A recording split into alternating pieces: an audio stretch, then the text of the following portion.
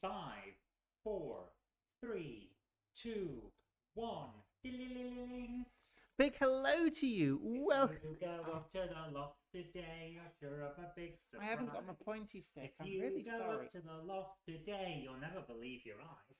Because no one's there. We're all gone. Yeah, please don't We can't find Jenny anywhere. Please don't rob the place.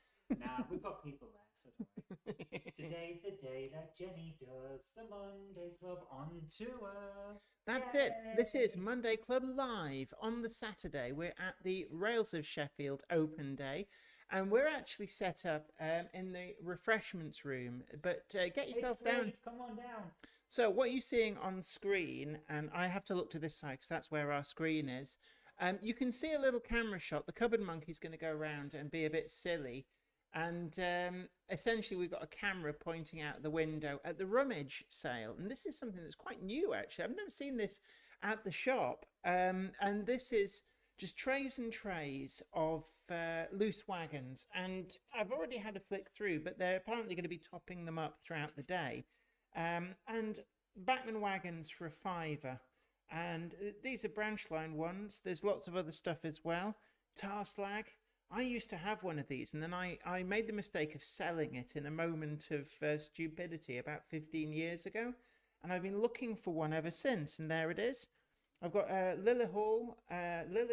Is it Lillis Hall? Lillis Hall? And that is... Lyle Hall or Lille Hall? I don't know. Anyway, this one is perfect accompaniment to the, if you remember, the black W4 Peckett from Hornby. So I've picked these up. They're £5 each, and it's literally just a case of come down, have a good rummage. You can actually see those trays on the camera. There's coaches as well out there. That's a Bachmann Mark 1, £8.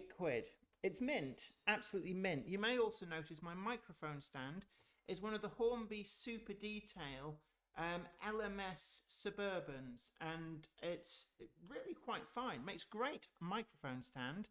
But these are 2 for £15 or £8 each.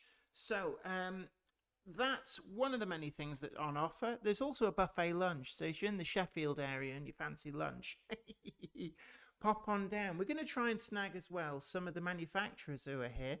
So I've seen Richard Brighton from DCC Concepts. We've also got Steve Hayes from Pico. I just realised I'd left my phone in the area. Yeah, so we've got Steve Hayes as well from Pico has come down as well. Come up, actually. I think he's come up from down south. And they've got a display layout. There's the DCC Concepts display layout here. The boys from Cavalex as well. It's Ben Aldo, and I keep forgetting the other guy's name. I'm really sorry. I've talked to him so many times, and I'm just useless with names. Is Captain Memory failing you today? Absolutely. And if you want to move that out of the way, then we've actually got a seat. I was actually using it to save space so that people wouldn't come in. Don't you worry, I will make sure that people... And actually, no, now you're here, no one's going to come in and sit next to you. If anybody sits next to me, they're live on the Monday Club. That's why no one's going to come and sit next to you. Like, yeah. No. It's great, isn't it? We're in the refreshments room, and there's nobody else in here getting refreshments. I think we've scared them all away. We're also going to try and get John Barber on later on. So once once they've prized him out of bed, and he's actually they've got a new unit, and he's going to be down there. He's sorting out for the Gay Joe Guild show. I think Gay Joe Mayog, I think somebody said. But we've got all these trains gaming. Monday Club is 2 days early. We are still going to have the Monday Club. Alex Dent, Dominic Zed, our Kickline correspondent. Mark, Ryan Tune, Sarah Davis. Says Lily's Hall. Lily's Hall. It's Lily's Hall. Not Dave's Hall. It's Lily's Hall. And we've got Brecknock Valley Model Railway as well. So all these trains came. It says, Jenny, did you catch the train up? The ones that are running today? Oh, go in the car. No, we came in the car because we've got anybody who actually comes and sees our setup. We've got a lot of gear here to be able to do this.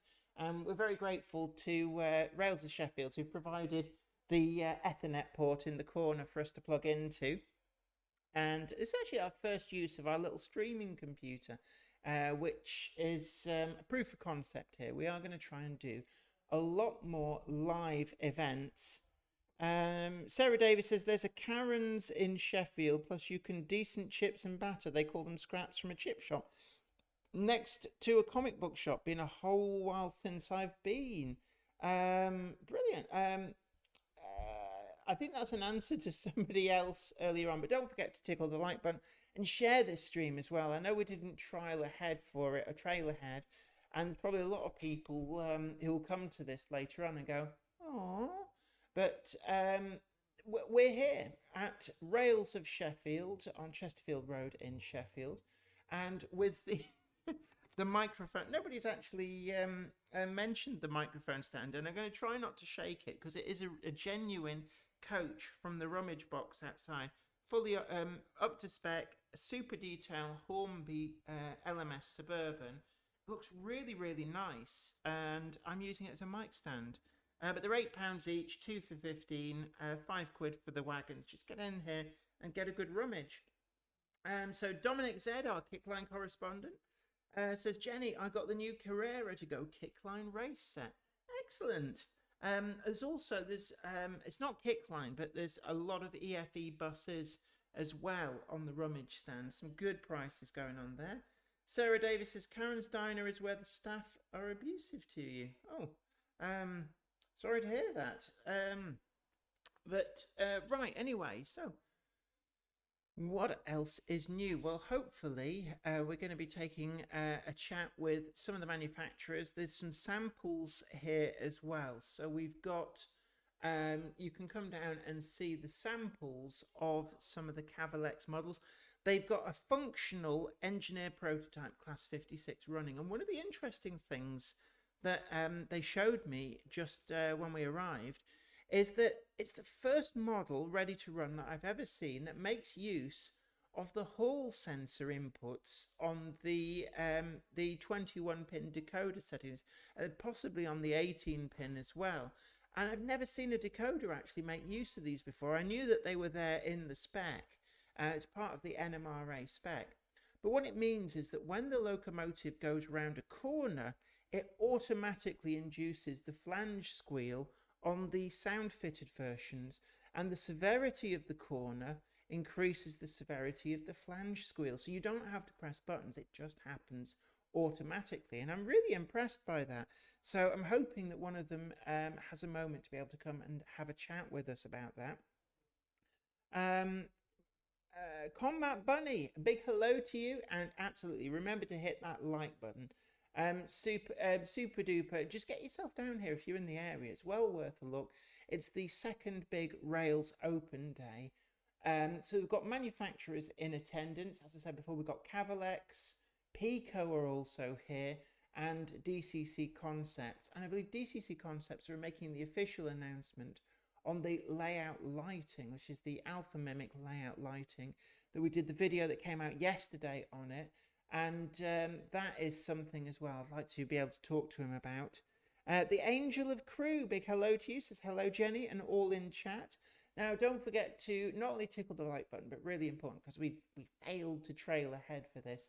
Do please share the stream to social media. Let people know that we're doing a short impromptu live stream. We're doing this at the beginning of the open day. So anybody who turns up later on and goes, oh, I was hoping to see Jenny do a live stream. The reason we're doing it at the beginning and not the end is quite simply because we want to encourage people to come down, have a look, have a mingle. There's going to be a buffet lunch later on. Hey, it's a good feed too. Also get yourself through all those bargains as well, rather than do something at the end and go, look at what you could have seen. So that's the plan. Sparky 107 says, good day, model railroaders. Fine morning to you, Jenny. Absolutely. And as you can see out the window, it is a lovely sunny day as well. And I can see, hello. So I'm going to shuffle up. We've got Richard Brighton from DCC Concepts. You're going to have to sit quite tight, otherwise your head's going to be missing off the... I'm going to sit down here. Meanwhile, Zoe's going to plug me in. You go, hello. Hello. Right. So, there we are. I'm on. Hi. Zoe, Are you able to move that little That's video okay. window I don't down? Need, I don't need to see Otherwise, we myself. lose our guest's head. Do you like my microphone? I'll sit like this. Look. Hello. So hopefully, oh yeah, that works. yeah, That okay, works because okay, nobody needs to see my bosom. I went and set up properly because I know what I'm doing. Do you? No. That'd be a first. Hello, Jenny. Hello, Good Rich. to see you It's again. good to see you. It's been a little while. It has, yeah. Now, am I? I'm gonna have to put this equidistant. This. Yeah, we're using it's microphone on a microphone stand, which I picked up for actually there were £2.15, so £7.50 out there. Bargain. Absolutely. And as I've been saying to people, there's a lot going on, but we've got Yes. manufacturers here as well, and you're Yes, here. I'm here. Representing DCC Concept. I am. And there's a new demonstration layout. There is, which I've dropped off with Rails today. So that's been a little staying here here now, yeah. Uh-huh. So that demonstrates the Cobalt underboard motors, the surface mount point motors, the Rails Connect underboard and Rails Connect surface mount point motors, and their DCC decoders to go with those as well, which we make for Rails. Yeah. It's also got the Pico track and the Legacy track on there, so you can actually see the difference between the two. And it's got Pico joiners and Legacy joiners on there. It's also got the different ballasts on there, so you can see the different colours of ballast. Yeah. Got the ground signals on there, and it's got our new building lighting on there too. Absolutely, yeah, and that's something we've put a video out yesterday, so people will have hopefully seen that yesterday, where I did a trial install.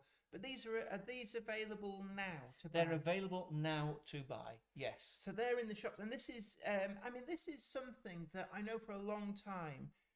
Modelers have been crying out for just easy layout lighting, because previously it's been a Wild West Badlands of having to buy lights, buy the wire, the switches, find a power supply, and often as well, because especially with LEDs, if you overpower them, they just go pop and they're gone. Finding a power supply that will power your lighting that needs to be separate from the trains can be quite difficult, but the mimic-based layout lighting, it's using that mimic board to actually power all those It's using the LEDs. standard mimic board that we've had on the market for several years. So it's tried and tested technology. It's rock solid technology, and we've had that on the market for several years, and it's been used previously for the control panel lighting systems. So that when you change a point, then the LED on your control panel will change. So we've been using that And for it's also a while. famous in the ground signals. Exactly the same as in the ground signals, which of course you can tie to the point accessory number and operate in that way as well. So this is just an LED controller board. That's what it is. Yes. So we needed to develop something for building lights, because we looked on the market, and for a plug and play building light system, there is a good one on the market at the moment that's been out several years. And we looked at that and we thought, okay, what do you need to get started? What do I actually need? So I looked. We looked on the shelving. We looked at the pricing. And we looked at the discounted pricing from not the recommended retail pricing, but the actual real price that you can buy it for. So a power supply was £26. So then you started. Then you needed a hub. The hub came with 4 outputs and came with 2 LEDs, and the hub was another £20. So at £46, you've got 2 LEDs. Okay. Then for every 4 LEDs, you needed another hub. So therefore, to get 16, for example, of let's say 12, you need 3 hubs.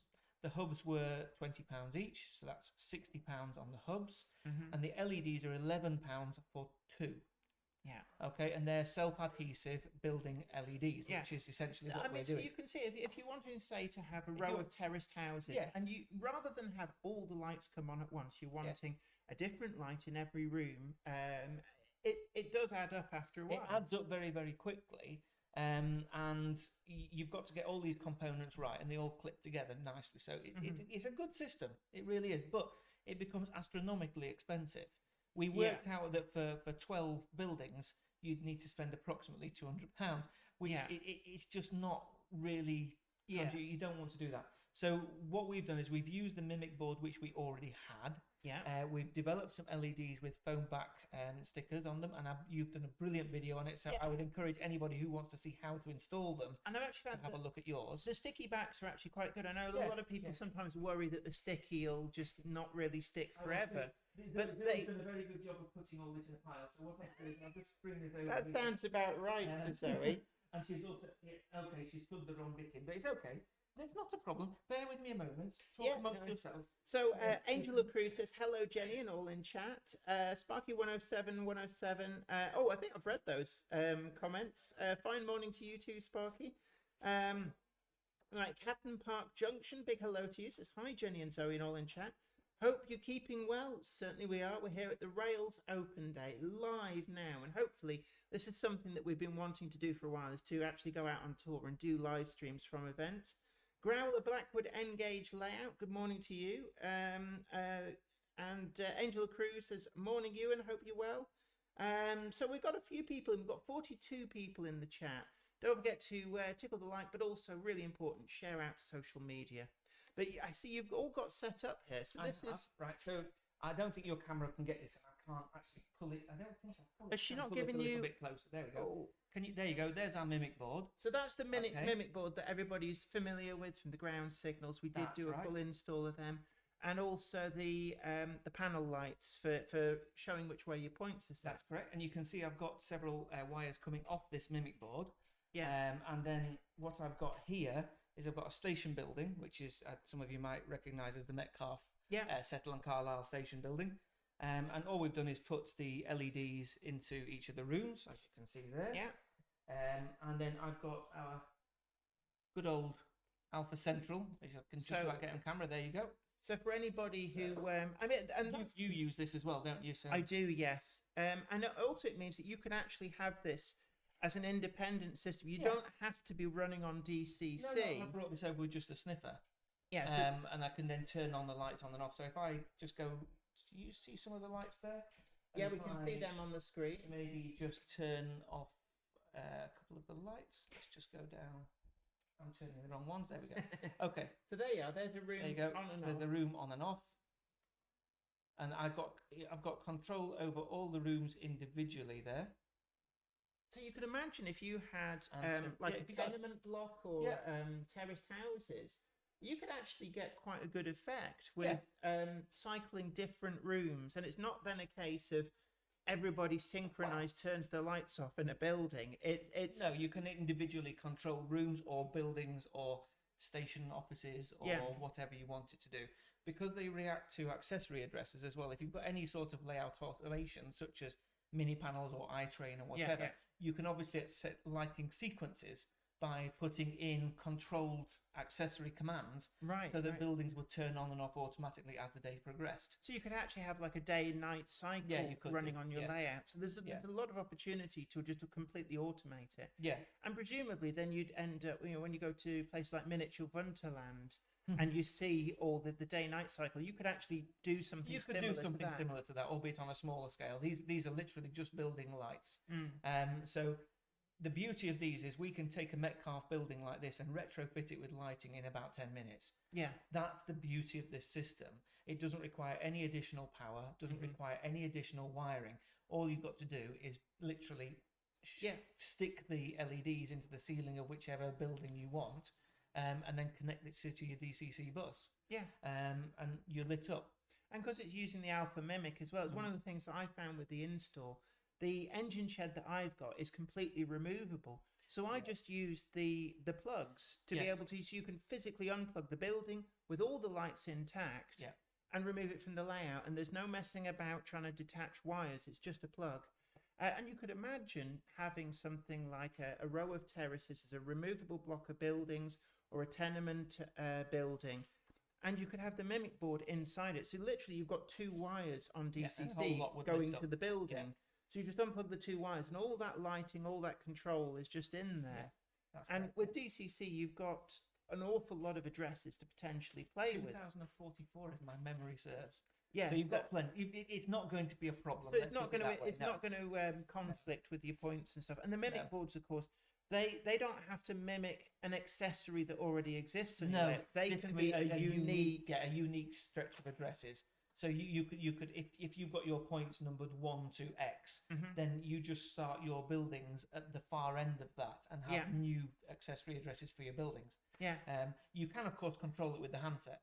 Yeah. You don't need to have separate control like I've got the central. You can literally just say select accessory 60 on, and your building comes on. Which was what I in the video what you were doing. I did with just with I was using the NCE, but you know whatever DCC system you're using, it's just the same way that you'd control things like the points. The other thing I'd like to say is that obviously we don't forget about our DC friends. Okay? Yeah.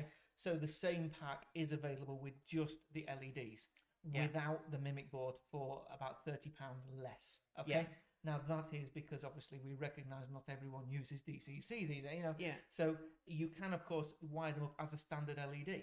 You know, so just put a 12 volt power power supply, maybe a 7.5K resistor put in there, and then just connect it up the same as you do any LED. The advantage is that these are self-adhesive on little pads. You just plug it in. And that's what I found as well. If you've got even like a small little room and you're trying to get the LED in, they grip and they stay gripped quite well. So I was retrofitting them to buildings that already existed. But if you were, say, building a new you just kit, build it in. you can just completely build it in, and you can have, if you're building a brand new kit, especially one of the Metcalf ones, it's very easy to create a room scene with a light in there, which is something that without building lighting you wouldn't do because the windows are just black. But you can actually create a sitting room with a couple of people sitting on the sofa. And that's actually, it's an interesting thing that you could actually create these cameo scenes with the lighting, and it's a whole new aspect of modelling that people can do. And it'd be nice to have, even if you've got things like a pub.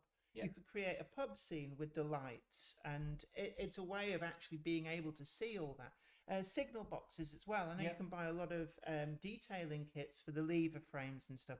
And that's all very well, but if you can't see it through the window, it's a waste of money. Exactly. So this then means you can add the lights in, but you don't have to either have them on all the time or have to have a lot of wiring and switches somewhere to control them.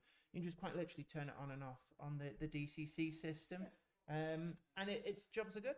And are we going to see potentially an expansion of the system, or is that something that is? You know, I can't say yes or no to that. I was always saying that. I felt I just suddenly thought he's looking at me like, you Wally. What are you asking me? You know I can't think.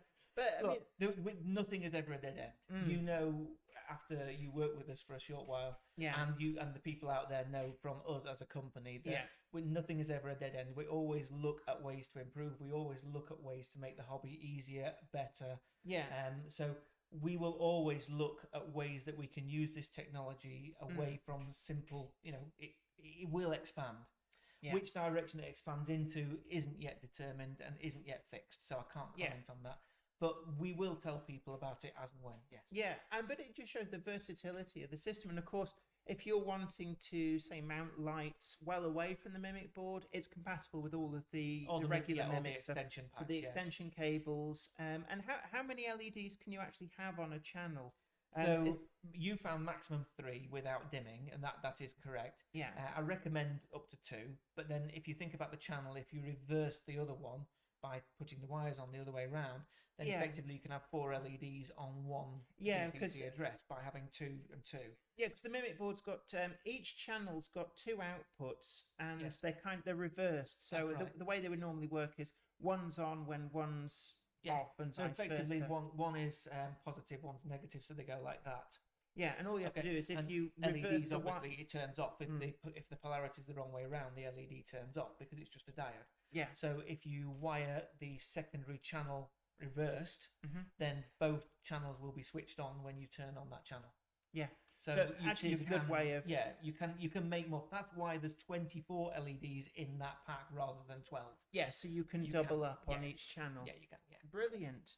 Well, look, thank you very much for having a chat. I know you're like a little bee. You're like and you never stop. They never give you time off for good behaviour. But it's been great to have a chat with you. And you, good to see you again. We'll see you back in the shop at some point. We'll see if we can get you spending more money.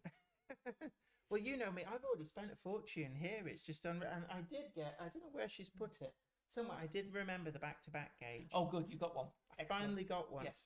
So that's the thing as well. We should mention, of course, we're talking a lot about the layout lighting, but the full range is still there. Everything that people know and love. And we've got a covered monkey staring at us and pulling faces. I would say as well that I know Pico are next to me, so extolling the virtues of their TT gauge track, which is fantastic stuff. I haven't seen that yet. I do want to say that we do a TT back-to-back gauge as well. You do, yes. You do back-to-back gauges actually for a large variety. A large variety. Not O gauge because it would be the size of Thor's hammer, but you know. Yeah, and I mean, because they're actually, I mean, they're not a cheap product. They're solid brass. Solid brass. Yeah. So, I mean, you can imagine with what metals actually cost. We have been asked if we would do it in gauge, at which point I answered that yes, if you want to pay the DPD fee of £30 to get it to you, that's not a problem. So you're probably way back, best part of a kilo. But Right. look, anyway, look. I'm going to get back to the shop. Yeah. Enjoy your broadcast. No worries. See I'll if see you you can later. encourage. Actually, Steve Hayes from Pico. I'd love Yes. to talk to him about the track. If you can nudge him and go, go on. I'll see if I can get to him. It's very busy in that shop, I noticed actually, yeah. which is good. It is, yeah, because I don't think many people have found a little rummage corner out here. Have you had a rummage yet? I've had a rummage. You like having a rummage, I do. don't you? You too, don't you? I'm going now. Okay, get yourself a Pepsi to the max. Of course. Okay. So a big thank you to Richard Brighton from DCC Concepts, just demonstrating the new layout lighting. And if you want to see more about that, we've got the video that we put out yesterday. But I'm just going to go back to the chat. We've got PFGC, Plastico Ferrario, Genova Coronata, good morning to you. And Dave Swindon Junction, a big hello to you as well. Brian Perry says hello from Muir of Ord. 156 Andrew, a big hello to you too. So we've got a few people, and we are quite early here, and we didn't really trail ahead. So Cupboard Monkey, come and be my guest. Did you manage to bag anybody else? I haven't bagged anyone else yet. Right. Well, you were busy. I didn't want to send anyone else in and then end up with a queue or something. That'd be weird. No, I like having a queue, but So, if you go up to the loft today, you're sure of a big surprise. Yeah. You can't get away from the Monday Club song. It's Monday Club Live. yeah, Monday Club's a big Saturday outing. So just for anybody who's joining us late, we're here at Rails of Sheffield. We are live, actually. This is now. Now. As opposed to then. So on your screen as well, you'll see. I'm trying to move my hand. It's gone. I've got cramp. I'm holding. Look at the state of that. That's because I've been grasping this coach that I'm also using as the microphone stand. Yeah, we're so well prepared.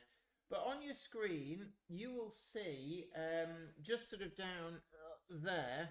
You'll see a bunch of people browsing at trestle tables. So we've got, I say we, it's not me, it's Rails of Sheffield have got a lot of second-hand stock, as well as all the new stuff.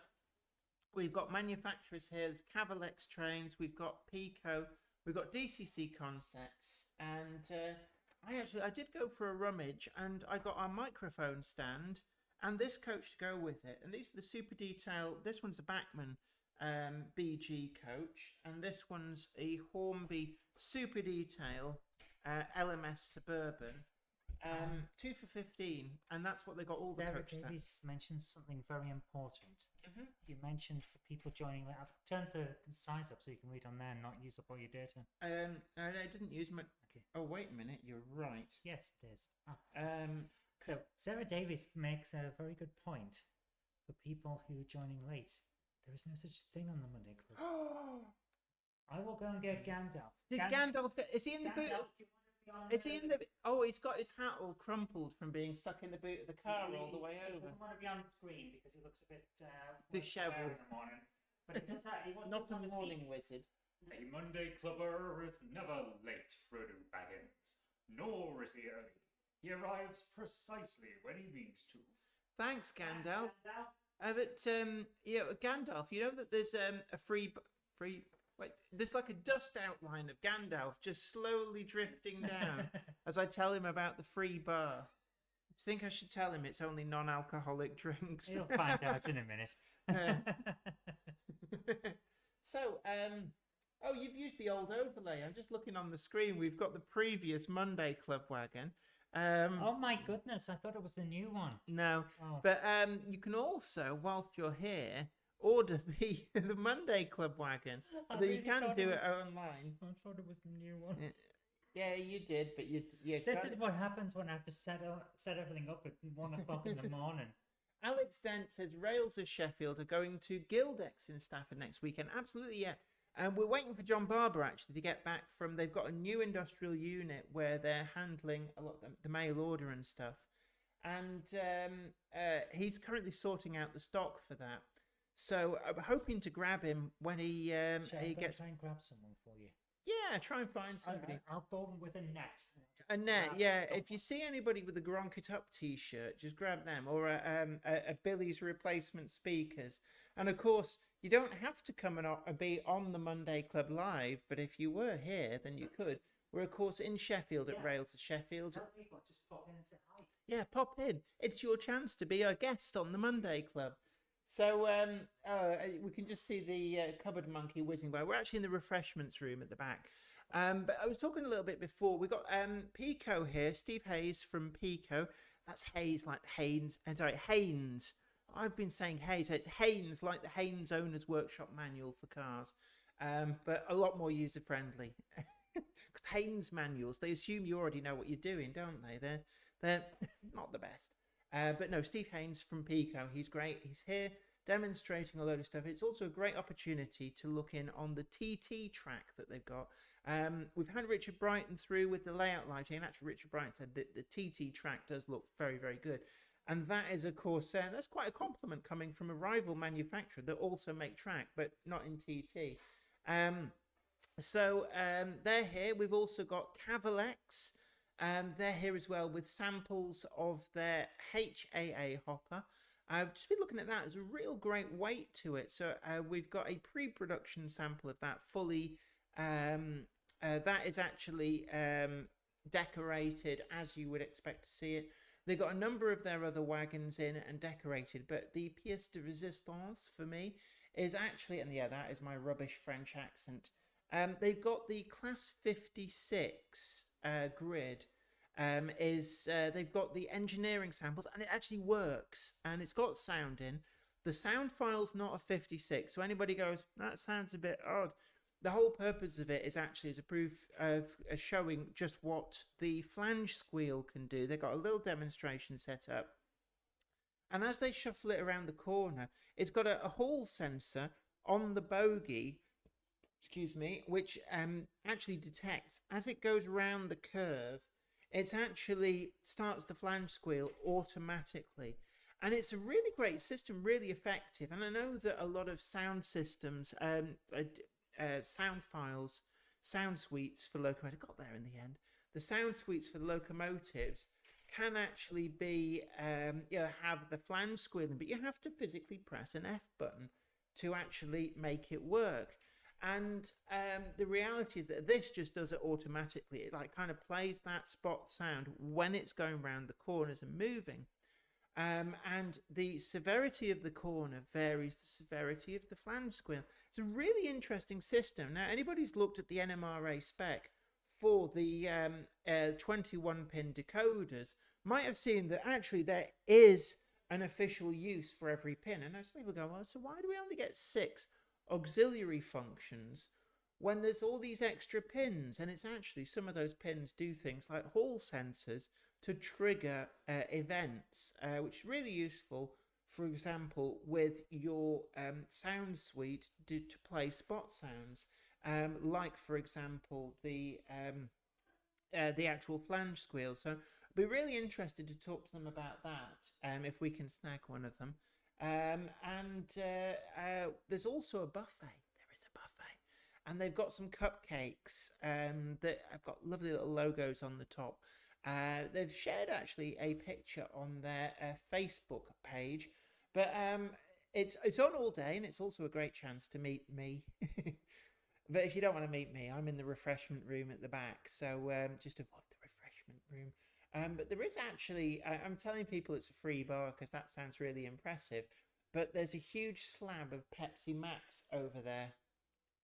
And that is the beverage of choice at the Rails Open Day, great Monday Club Live Saturday outing. So just to reiterate, there's also a huge, I can see we've got Cavalex coming in. So we've got the boys from Cavalex. I'm going to budge over a little bit. A big hello to you. Welcome. I'm afraid we're sort of like, we're really rough and ready. So you have to squeeze in on the side. I'm So- grabbing the microphone. That's amazing. Yeah, I just grabbed it off the you think- table out there. There might be a thing for train sort of inspired microphones perhaps to sell in the future.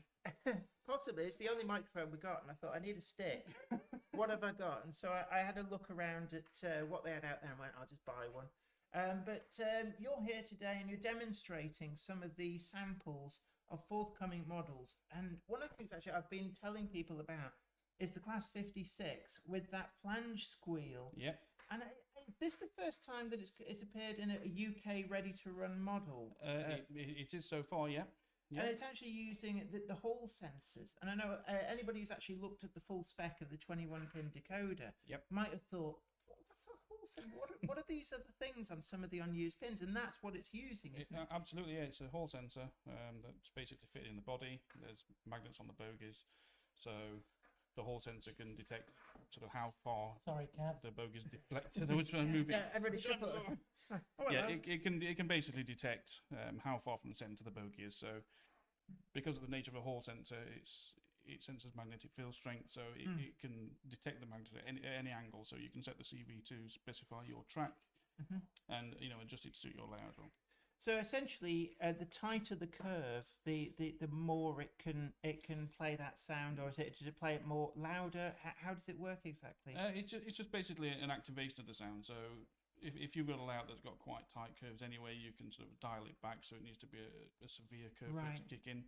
Or if your layout's a little bit more generous, you can make the curve sensor so that it detects it at a much larger radius. So it's right. So then you can set it so it wouldn't do that, say on the main line where the curves are lighter, but only when it goes into when you're shunting in sidings. Absolutely, and You can also switch it off. there's a function to deactivate it as well. So if you've got kind of sharp return curves, if you like, in the sort of hidden sections, you can deactivate it for that, and then when it gets onto the main scenic area, you can then activate it, and it'll then work properly on the scenic area of the train. Right, and the other thing as well, you've got the engineering prototype samples here, and the grills on the model as well. Not just the ones that people might immediately have catch their eye, like the rooftop grill and some of the main side ones. But the actual louvres at the top are completely see-through, just like on the real locomotive. Yep, all the louvre grills across the whole roof, they're all see-through. You can see into the engine bay through there. And we absolutely believe that to be the first time that's been done on the race run. Because it's just so fun. And is that actually a plastic moulding, or have you had to use etched metal? No, it's all in the plastic moulding. Really? Gosh. Yeah, Because it's really effective. Absolutely, we've got that levels of finesse in the tooling now that we can model things that finely that we can model a gap through so you can see into the engine. Right. So how far off are we likely to see the 56 in the shops? We think we're hoping May, April next year. We've reviewed the first samples that the factory have sent to us. We've now fed back our findings. We've reviewed everything. They're now making modifications ready for when they prepare the painted samples, which we're hoping to have soon. Excellent. And it's not just the 56 that's here today. You've got samples as well from a lot of your other products, and I'm really impressed with the HAA hopper. And you've got the full decorated pre-production sample of that. Yes. And the one thing that struck me with that is just how heavy it is. It's got a lot of low down weight, which presumably helps with really reliable running, because it's going to stick to the track really, really well. So what liveries have you got planned for this? The sample that we've got here today, that's the Hop AB with the Ralph Rate Brown cradle. For the modelers from the 60s and 70s. Then we're going to have the Ralph Rate Red, and then the yellow sector coal, and then the HFA will be an EWS livery as well. And are they all still available to order now? If people, yes, they're all still available to order. Right, and you've also got a lot of other wagons as well in there as well. So you just talk me through some of the other samples that you've got on display. We have the full range has been released from our first four-wheel wagon, which was the PGA. Then we got the BBA and the BLA. We've got the KFA wall flats, which are exclusive to Trains for You. And then we have the TEAs, which arrived in May. Right, because the BBAs, actually, you very kindly sent over a couple of samples for review. and I was very impressed with them. There's a lot of metal in the construction, but in particular, you've got that sort of semi-see-through floor where it's like a mesh. And I was really impressed with that. Was that quite difficult to actually get right? Yeah, it was really, yeah, because the way the real one is it has individual sort of parts of mesh, if you like, welded into the deck between each of the rungs. Now, obviously, you can't do that on a model. There'd be far too many edge parts to fit in between each one. So it was the designing of the deck to allow it to be sort of a sandwich of parts, if you like, which could allow us to fit a one-piece etch in there to create that effect. And I think it's worked out really, really well. It has, yeah, because I actually thought that it might have been all made as one piece, and I was trying to work out how you'd made it, but it's a really effective look. And one of the things with that for me is when it's running, you're actually seeing the track pass by underneath, just as I guess you would if you were stood on a road overbridge looking down on the real wagons.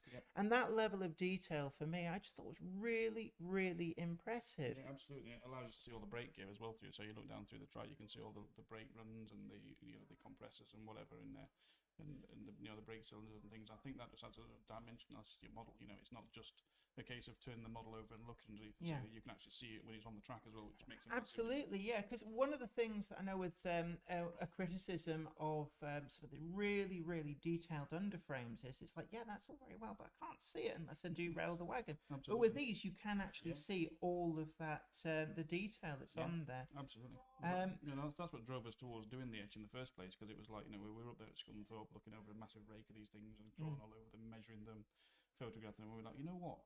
You need to be able to see through this deck, because the real one, it's such a feature of the real one. Yeah. And no one's done this before. The competitor stuff in the past have always been, the solid deck with a mesh kind of molded into it and whatever. And it's like, we need to be able to see through this and see the detail that we're putting into these models. And and that was the driving force behind doing that. And it's not just 00 that you've got there. You've got some of the N-gauge models as well in the cabinet. As the N-gauge range proved very, very popular as well. Our first N-gauge product is how we've shrunk down our PGA, which is our first wagon. So that is going to be our first wagon in N, which is exclusive to Rails, so they can be pre-ordered now, and they should be out early next year. But from day one, we've said we would like to do everything we do in 00 in N-gauge. Right. So we're just hoping that the N-gauge community can get behind us to then allow us to release all our models in N-gauge. Yeah, absolutely. I mean, this is just a toe in the water really to try and see if people want our stuff in N, basically. I know that a lot of modelers who do model N-gauge often complain and say, well, why are we not seeing anything coming through? You're one of them, aren't you? I am one of them. Yeah, I model N-gauge myself, and it's frustrating that I can't have my stuff in N-gauge as well. So I presume with you being an actual N-gauge modeler, that's going to really. I'm very keen to drive it forward, yeah. But at the end of the day, it's getting the whole N-gauge community behind it. Showing the retailers that there is a market for it, and and it is something that they can sell and make profits at, and then that will get the retailers on board, and then that will drive us doing.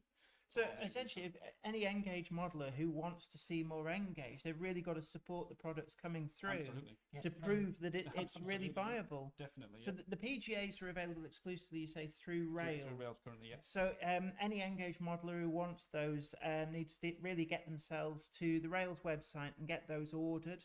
And then hopefully, as you say, anything else that's in your 00 range could well be coming through in N-gauge. Absolutely, because their purchase will be a direct message to the retailers that N-gauge has got a future, and N-gauge has there's customers out there that want to buy the stuff, and if we can sort of leverage that with retailers, then there's no reason why we can't do anything in N-gauge. Absolutely. So where will we see you next? What shows are you going to be at later this year? We are at the Great Electric Train Show, start of October. We'll be at Worley, and we're also at Scale Forum towards the end of September. So that's a great opportunity. Anybody wants to see the samples, maybe not necessarily be able to get down here to Sheffield. You are around the country and able to show people the stuff and to talk to them about the models. So anyway, thank you very much for coming and joining us for a quick chat. It's just great to hear from you, and I'm really loving that 56. Well, thank you very much. I must admit that when you announced you were doing the 56, I'd always thought that the previous model on the market didn't seem too bad, but seeing that, it's like, I was so wrong. There's so much on that model Yeah. that is just a quantum leap. So I'm really looking forward to the 56 coming through. Absolutely. You know, when you design the 56, you know, you obviously get into nuts and bolts of it, and you get into the drawings, you get into photo, you're crawling over them and whatever. You realise just, you know, what improvements can be made, and you know, and we've tried to put all those into this. And also, for the first time, you're tooling up for some of the variations that the class had as well, aren't you? So that We're tuning up all the variations, yeah. so Absolutely. basically, you can model every single member of the class accurately. We can, yeah, absolutely, yeah. Except April too, because that had different. That are bogies. different bogies, yeah, that's true. Right. That had experimental bogies that they were using. But even so, I mean, that's a quantum leap from Well, it's happening, anything that yeah. people. Yeah, absolutely. Yeah. Absolutely. So, look, thank you very much for taking the time out to have Thank a chat with us. And can we just say thank you to all the customers that have Yeah. supported us so far, because Absolutely. we're very grateful. Without the customers, we won't be able to. So. Absolutely. And if anybody is in the area, wants to pop down to Sheffield, then you can come and see all those samples in person. They're all here on display, and the Cavalex boys are here to have a chat as well, if there's any questions that you want to ask. But look, thank you very much. No problem. Thanks very much. Thank you very much. Okay, well, take care, and I'll catch you later. See you later. Thank you. So a big thank you there to the boys from Cavalex. And like I was saying on there, the 56 really does look incredible. So if anybody's like, oh God, we're getting thrown around here, the Cupboard Monkey is just putting the camera back, so we'll get sorted in a moment. And so we've had a chat with, yeah, so that'll do. So we've had a chat with Cavalex, had a chat with DCC Concepts, and I think I have met a few Monday clubbers actually in person at the event. Have you? I Have you really? Have you met them? Yeah, you saw it with the Gronk It Up t-shirt. The Gronk It Up t-shirt, and Gronk it up was. I said, wow. you can buy the merchandise down below. You too No, you can. can't at the moment. You cannot buy the merchandise down below. You'll have to go and look elsewhere. But The issue with the merchandise is that due to change, see the chat. I just realised we haven't got due any to chat. changes in global finances and X, Y, and Z, you can't currently get certain things. So Oh, that's a Eastern shame. Haven't been able to be able to do it. So you know. So Joshua W56, hello to you. Melchester Model Railway says this is great. Absolutely, and anybody who is close by to Sheffield can get down here today. It's a full open day. Now we did do a video, which is a pre-recorded video, on the previous open day where they did the big shop reopening. This is carrying on that tradition. There's a lot going on. Now you'll see on your screen in a second little square. We've got, that's the rummage tables outside. I think a lot of people haven't quite realised that if you go out the back door of the shop when you come in the Emporium shop, which is all the second-hand models and the actual... I've boosted the sound. Sorry about that. If anyone was putting their volume up, because people were saying we should boost the sound. So I've boosted it up a bit. All right, hold on. Let me just change hands. This might sound weird. I'm sticking to my microphone stand. So this is actually one of the items that I've been buying. I got the pair of these, 15 quid from those rubbage tables. This is the Bachmann Super Detail. Bachmann Branchline. I keep saying Super Details. The Hornby's the Super Detail. The modern spec XLMS suburban coaches. I have to think about that. 15 quid. Started flat already. Do you need a monster? I don't need a monster. It's all right. I'll just get wired on Pepsi to the max. I've got an idea. I know what we can do. Hmm? If I get 2 pieces of wire and just sort of stick them in you. What, and then plug it into the main? Yeah. Power extreme. So have you found anybody else on your travel? I'm going to see if I can get someone else. The final manufacturer that's here, Steve Haynes from Pico. He's on the I know stand. where people is, don't I? Yeah, just see whether he's free, and then if you see John Barber as well, then see if you can grab him, and we'll see if we can get the big cheese I'll in. get on my invisible horse and see where it is. Yeah. Has he arrived yet? I haven't seen him. Yeah, I was told because he's up at the unit sorting out some stock or something. Right. And that's what I was told. We're just hoping to grab him and do an interview. Of course, I'll see where he's at. I've not seen him yet. No worries. So we're just checking to see if we can locate the big cheese. But Brockwell Lane says that's better. Sorry about this. It's very, very difficult to gauge sound levels with the setup that we've got. So if you see me wondering what I'm looking at, I'm actually looking at the screen where we've got the comments. Melchester Model Railway says, great live, which means no editing for the Zoe to do. Belmont Junction says, good morning, Jenny and Zoe. Good morning to you. Alex Dent says, Ollie's Trace Gaming, are you coming to Stafford? I am. And Combat Bunny confirms better now on the sound. So we're tucked away in the refreshment room. It's the Rails of Sheffield open day.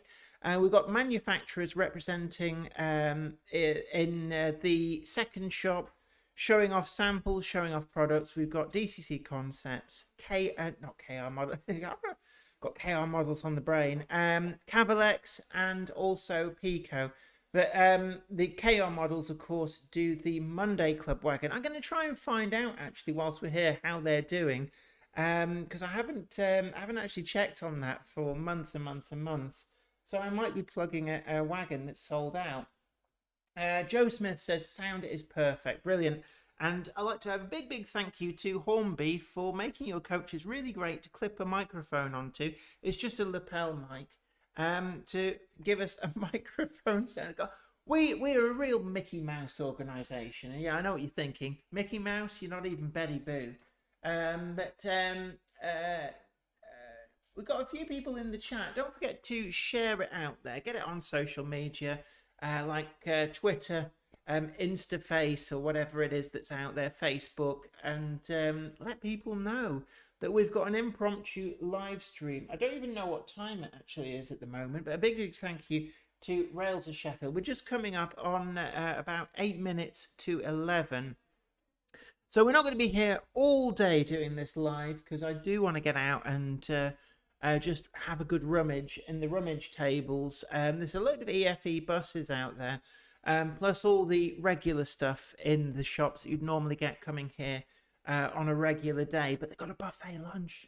It's a good feed. It's a good chance to get down here. And there's a free bar over there. It's not alcoholic, but plenty of Pepsi to the max. And of course, it's a chance to come and see the Monday Club live, and maybe even sit yourself down on the bench next to me and be on the channel. If you've got your own YouTube channel, maybe you could come and tell me all about it. Yeah, so I'm hoping that the Cupboard Monkey is going to, I'm just looking out the window, I'm hoping that the Cupboard Monkey is going to get us a few willing victims, guests, I mean. What else is in the news? Pico have the full range of the new TT track here, and I'm going to be taking a look at that later on. We are going to do some filming and see what we can find and have a look at. They've also got the Snail Beach Tramways, hopper wagons. Excuse me, it's a lot of gas in the beverage of choice, which is Pepsi to the max. There's loads of it over there. We've got a Fat Wallet Boy 2 says, Jenny, can you ask the Pico rep if they, it says 8 respanding, so are expanding their catenary range. I will just, well, I think Daypol also do some of the, is it the Mark III catenary as well? But I will try and remember to ask. Lee D. Holden says, been watching since your first interview. Nice surprise. And sound is much better now. Thank you very much. I know it's probably a lot of people. It's a lovely day outside, actually. So I'm guessing a lot of people are going to come to this late. We didn't trail ahead particularly because we weren't 100% sure whether this would work. But this is our all-new streaming computer, so we might be using this more and more. One of the things I would love to do is to do live events from even from shows. We did try one at Get last year very briefly on the Friday night just to plug it. But what I'm going to do actually is I will speak to Richard Watson, perhaps, New Junction at Hornby Magazine, and just see whether we can set something up to be able to do maybe an hour's live stream, perhaps in collaboration with them. I don't know. I'm just spitballing now. But I think that this is something that will be a really great thing that we can do going forward. Maybe do this from preserved railways, museums, that kind of thing. And I know one of the things I do get asked is about doing live events, and so this has been a great opportunity. A big thank you to Rails of Sheffield for them inviting us down. Now the Cupboard Monkey's out and about, so in the meantime I will give you the second-hand table update. There's a load of people there rummaging. You can see them on your screen, and so they are actually replenishing those as the day goes on. So it's not going to be a case of, oh, if I come in the afternoon, there's going to be nothing left. It'll be picked clean, all the good stuff. No. They're putting more and more out. So really, it's a case of just keeping an eye out. A bit like when Rails are at shows, and you'll notice there's never any gaps in the table. And that's because they keep bringing new stock out. So it's always worth having another rummage. Now, the wagons that are out there, I did mention before, but we've got the Branchline Wagons at £5 each. They're unboxed, but mint condition. I'm just looking at this, all the detail, all the couplings there. And it's a really great opportunity to pick up wagons at a fraction of what they would cost brand new. And there's lots of hidden gems in there. So again, more of the Bachmann wagons. That's a Lilies Hall limestone wagon. Again, Bachmann branch line, £5. Can't be wronged at that. And from probably, I mean, it's about 20 years old, but these wagons are really good. That's the Bachmann branch line Tarslag 1923 wagon. I've been looking for one of these for probably 15 years. Now, I make the mistake of selling a load of stuff. I thought, oh, it's not my core interest, I'll sell them. And, 15 years ago, you're selling one of those mint in the box for probably the equivalent of £3 each. And I instantly regretted it afterwards. And I've actually, at great expense, been trying to track down all the things that I sold. And I've now added to the list the Tarslag 1923 wagon. It's not in a box, but I'm certainly so glad to finally get that back in my collection. And that's one of the things that I love about having a good rummage through the second hand. Now, I'm hoping that the Cupboard Monkey might have been able to find somebody. But big hello. Hi there. Would you like to be interviewed? Go on. So I'm just grabbing random people. So a big hello to you. We did talk briefly before. Just shuffle up a little bit to, hopefully should be on screen. But just introduce yourself. You work here at Rails. Yeah, my name's Franklin, and I've been working in the shop since around about March. So how would you find it here at Rails of Sheffield? Because it's like one of the iconic retailers in the trade. And you've got so much on, but today it's another big open day. We had the one when the new shop was reopened after the refurbishment. Yeah. Are you able to give us a little bit of a lowdown of what the purpose of today is and what people can expect when they come here? Yeah, of course. Well, the intention that we had when Matt, our manager, wanted to do this open day was to have another opportunity for the manufacturers that we're partnered with to show off what their new releases are, to announce any sort of new plans that they've got for the future, and just generally have a nice event to show what we've built up over the last couple of months since opening the new shop. Brilliant. And there's quite a range of second-hand out there as well, but then you've also got all the new stuff, and in the new area of the shop, you've got manufacturers with some samples. So we've got Pico, we've got DCC Concepts, and also Cavalex, which is really, really great. I see we've got Steve Haynes actually as well, just ready to come on. But thank you really for having a quick chat with us. Welcome. And just recommending people get yourselves down here for the Rails of Sheffield Open Day. There's a lot going on, but thank you so much for a quick chat. Thank you very much. Okay, take care.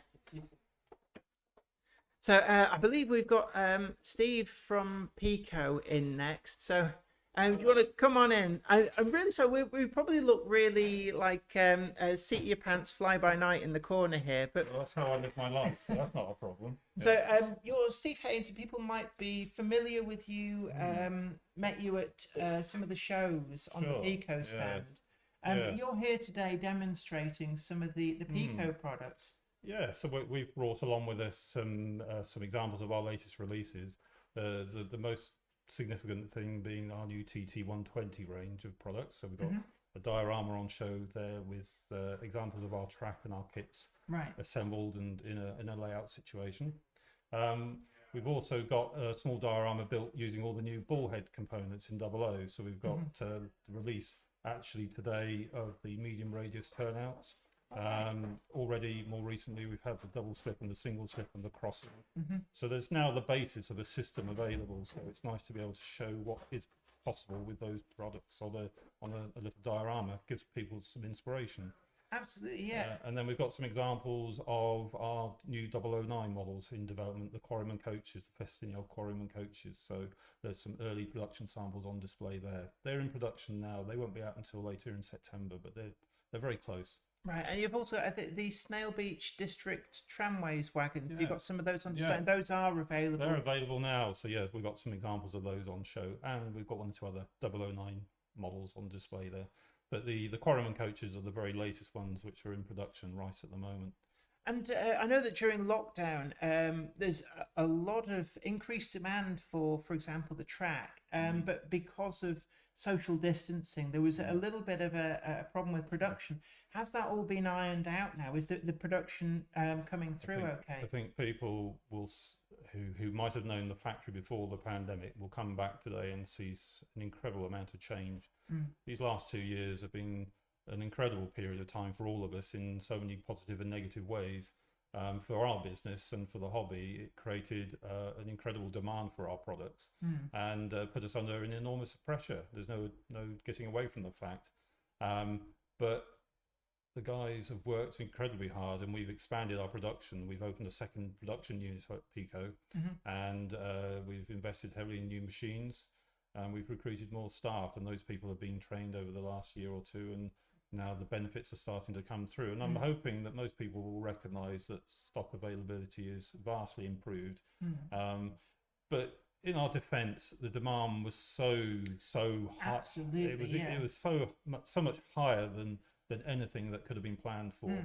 But the beauty of Pico is the fact that we are in total control of our production, so we can actually react and deal with this very quickly. It may not seem so, because when we say very quickly, it still takes time to establish new ways of working, but you know, we do have total control over production, so we were able to deal with it. And is everything actually made there then at your premises in the UK? Because that's quite unusual. I know in this day and age, a lot of manufacturers have moved production overseas, but you're very much a UK-based, manufacturing. So it's probably fair to say that 95-96% of the products you find in the Pico catalogue are made either beer predominantly, or at our secondary production unit down in Buckfastleigh in South Devon. Buckfastleigh produces the ratio range, the wheels ranges, and the part side ranges of kits with 1 or 2 other bits and pieces. So they're basically plastic injection moulding only down there.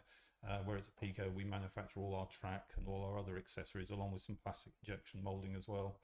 And there's a few small exceptions where we do import 1 or 2 items, but everything's UK made. We employ 180 people, so the local economy depends on us as a major employer, and we've got an incredibly talented and loyal bunch of people working for us. Who, many people have worked for Pico for years, and it's we're completely and utterly dedicated to the world of model railways, and we've all been through an interesting journey the last few years, but the resilience and the like I said, the loyalty of the staff has been incredible, really. And it's I know that with the lockdown, a lot of people being at home have kind of either rediscovered or discovered for the first time the hobby. And is that something we've seen a kind of a turn in the corner where people were saying, oh, the hobby's dying out, there's no new people coming through? Has that new boost been sustained? Are people sticking with the hobby? Well, I think it's fair to say before the pandemic, we were already seeing an uplift in sales, therefore an uplift in interest, because I think more and more people were recognising that hobbies, what I mean by that, things where you're practically involved in something, were all becoming more popular. People were kind of turning their back a little bit on digital technology. They spend all their day sat in front of a computer. They just want to, it's about the quality of life and it being doing something creative and something mindful. So we were already experiencing an uplift in sales. But yeah, during the pandemic, the world changed and people suddenly found themselves forced to be at home and had to fill their time doing something. And so yes, a lot of people did rediscover the hobby or started it afresh from new. And you talk to any of our retailers, they've all got experiences where people have walked in through the door for the first time to find out what model railways are doing. And okay, that kind of heated period has kind of slowed down a little bit, but I think the upshot is that there are more people involved in the hobby than there once were. And we're still experiencing significant demand for products, and our retailers are also, which is great, really. We always say, how long is this going to last? But we always remain positive about the hobby. We've invested ourselves heavily in the hobby, so we believe in it. And there's some amazing things you can do in the hobby nowadays. And then certainly, I mean, you're one of the oldest manufacturers in the hobby as well. I mean, the company goes right back. I mean, people might be familiar with some of the earlier products, the Pico couplings that appeared on all the Hornby 00 items straight after the Second World War. So it's got a very long history and track record. But have you found over recent years, has there been any change in things like the scales that people go for? I know we've seen a rise in 009, and you're bringing through a lot of these new products, like the forthcoming Quarryman's coaches, the Festiniog Railway brake vans. You've more recently just brought out the Snail Beach District Railway hoppers. You've got the Small Englands as well, which came out, and it's just amazing to see some of these actually quite iconic locomotives that have never been available ready to run before. You're bringing these through to the market. Have you seen a change then in what people are interested in modelling? Oh, absolutely. I mean, 00 scale for the UK hobby is still predominantly the main scale that people work with. But there's clearly an element of interest in something new, something different, and 009 is an obvious scale to develop because it ties in quite nicely with the 00 scale. That you can justifiably have two different gauge track systems on the same layout. And and let's face it, narrow gauge railways are very attractive subjects to model, and we plan and certainly are working on other 009 models and have ideas for much more in the future. And also we're working with our friends in Japan at Kato. There'll be another run of Small Englands for next year. I'm going to ask about that. So I mean, I presume there's a lot of different options for some of the many liveries that they've run in, but then there's also Palmerston is the third Small England, which is largely survived in a similar style. Well, the good news is they're all going to be done. So early next year we'll have another batch of the maroon livery Prince and Princess. Right. There'll also be the green version of Prince and Princess, and Palmerston will also be tackled as well. And there are some ideas and one or two others that I can't talk about just yet. But there are things that are in development. So there's much still to come in 009. And working with our partners in Japan seems the obvious choice. They have a very good reputation for quality, and so do we. But they're the experts with locomotives, and it makes sense to work with them.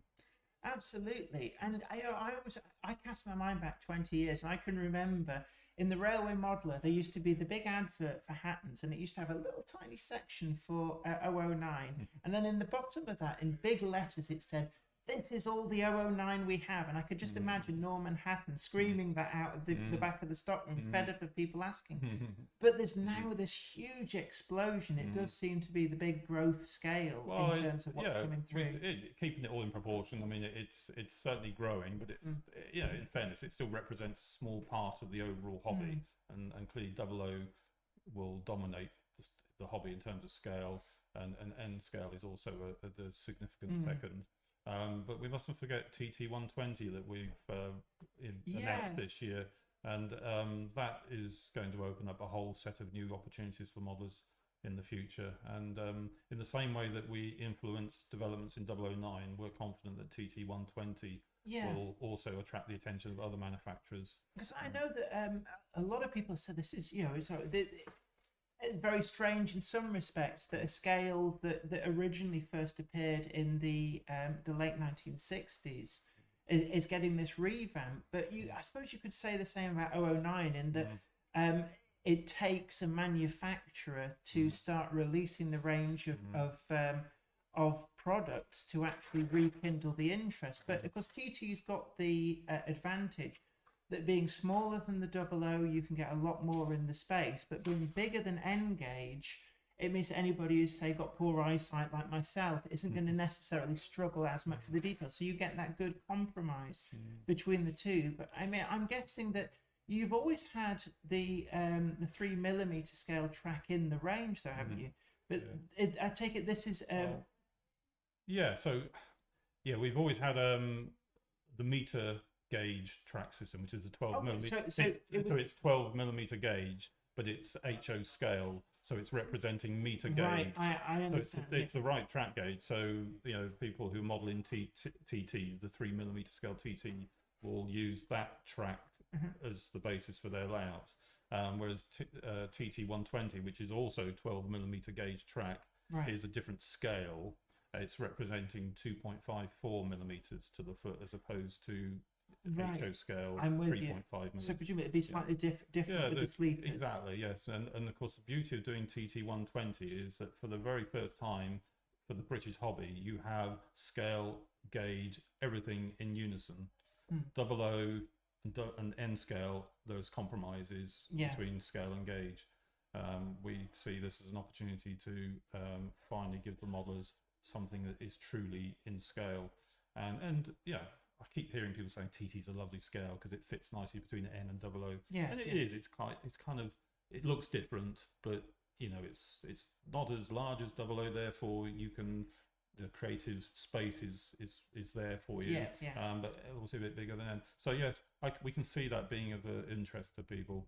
But somebody has to be the catalyst, and I think manufacturers aren't going to produce locomotives and coaches and wagons if there's no track system. So it takes a bit of a leap of faith from us to do it, and then help stimulate the market. And it certainly seems to work well, because we've got another manufacturer, Hellion, who've also announced that they're going to produce a locomotive, some rolling stock. Right. And that, I guess, is what the scale needs, to prove that it's viable. So it's quite nice to see that this joined up everything that you would need to make a model railway is starting to come through. Now, hopefully it's going to be like what happened with 009, where you started releasing the wagons, and then other manufacturers went, actually, we'll do a locomotive, and it kind of built from there.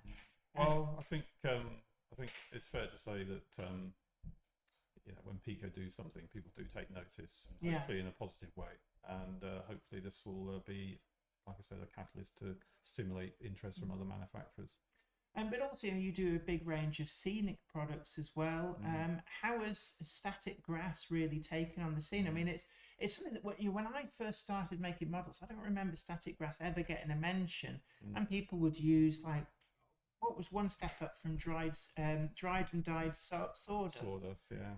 And has there been a lot of development in scenery, not just materials but techniques, to really bring things forward? I think we've seen a greater trend towards the creativity of model railways. There's more attention given to not just the locomotives and the wagons, the things that you run on your layout. There's obviously going to be a lot of attention on that, but there is a greater attention now in creating the whole scene as accurately and as realistically as possible.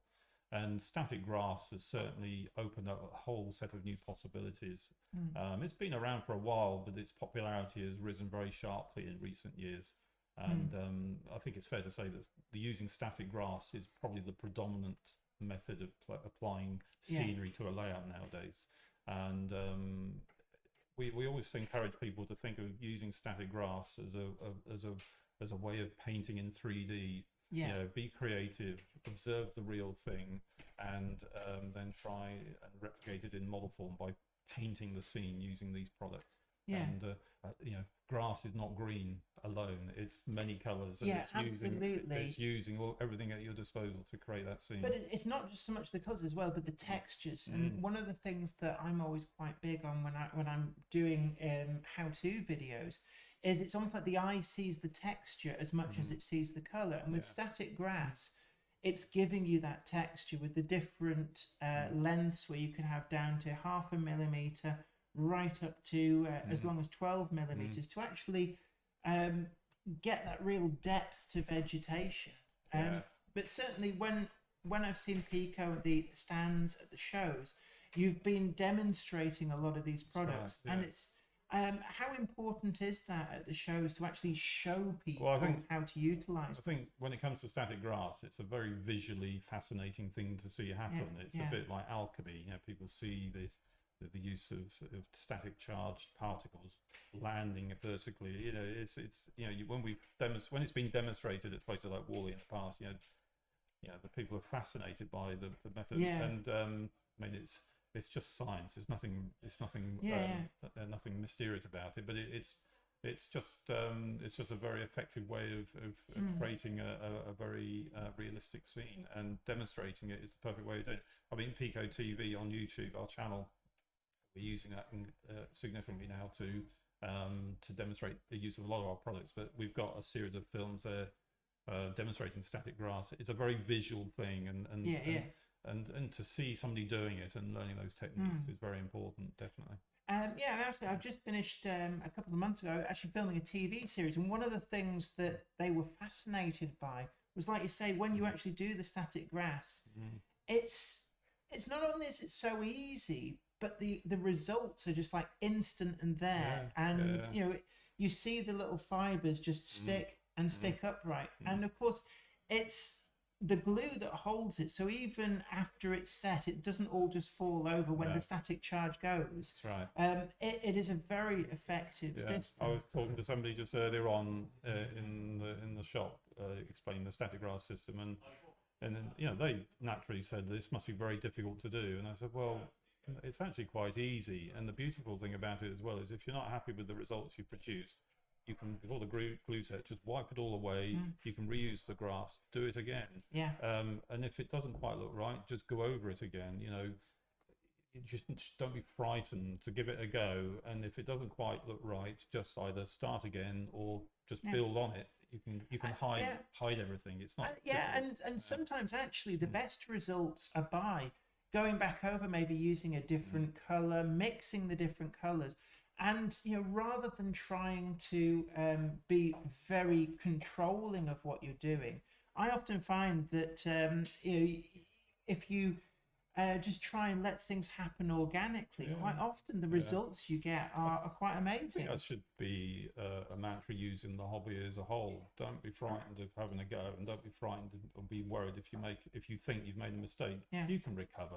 Nothing's irreversible. That's exactly what I say. I would say the only thing that you need is confidence in your own ability. And if you have the confidence, it's like you let yourself succeed, because you think it's all right, it'll turn out fine, and you just, you know, have another go, see what works, because it's actually very forgiving when you're making these models. Absolutely. And that's part of the fun.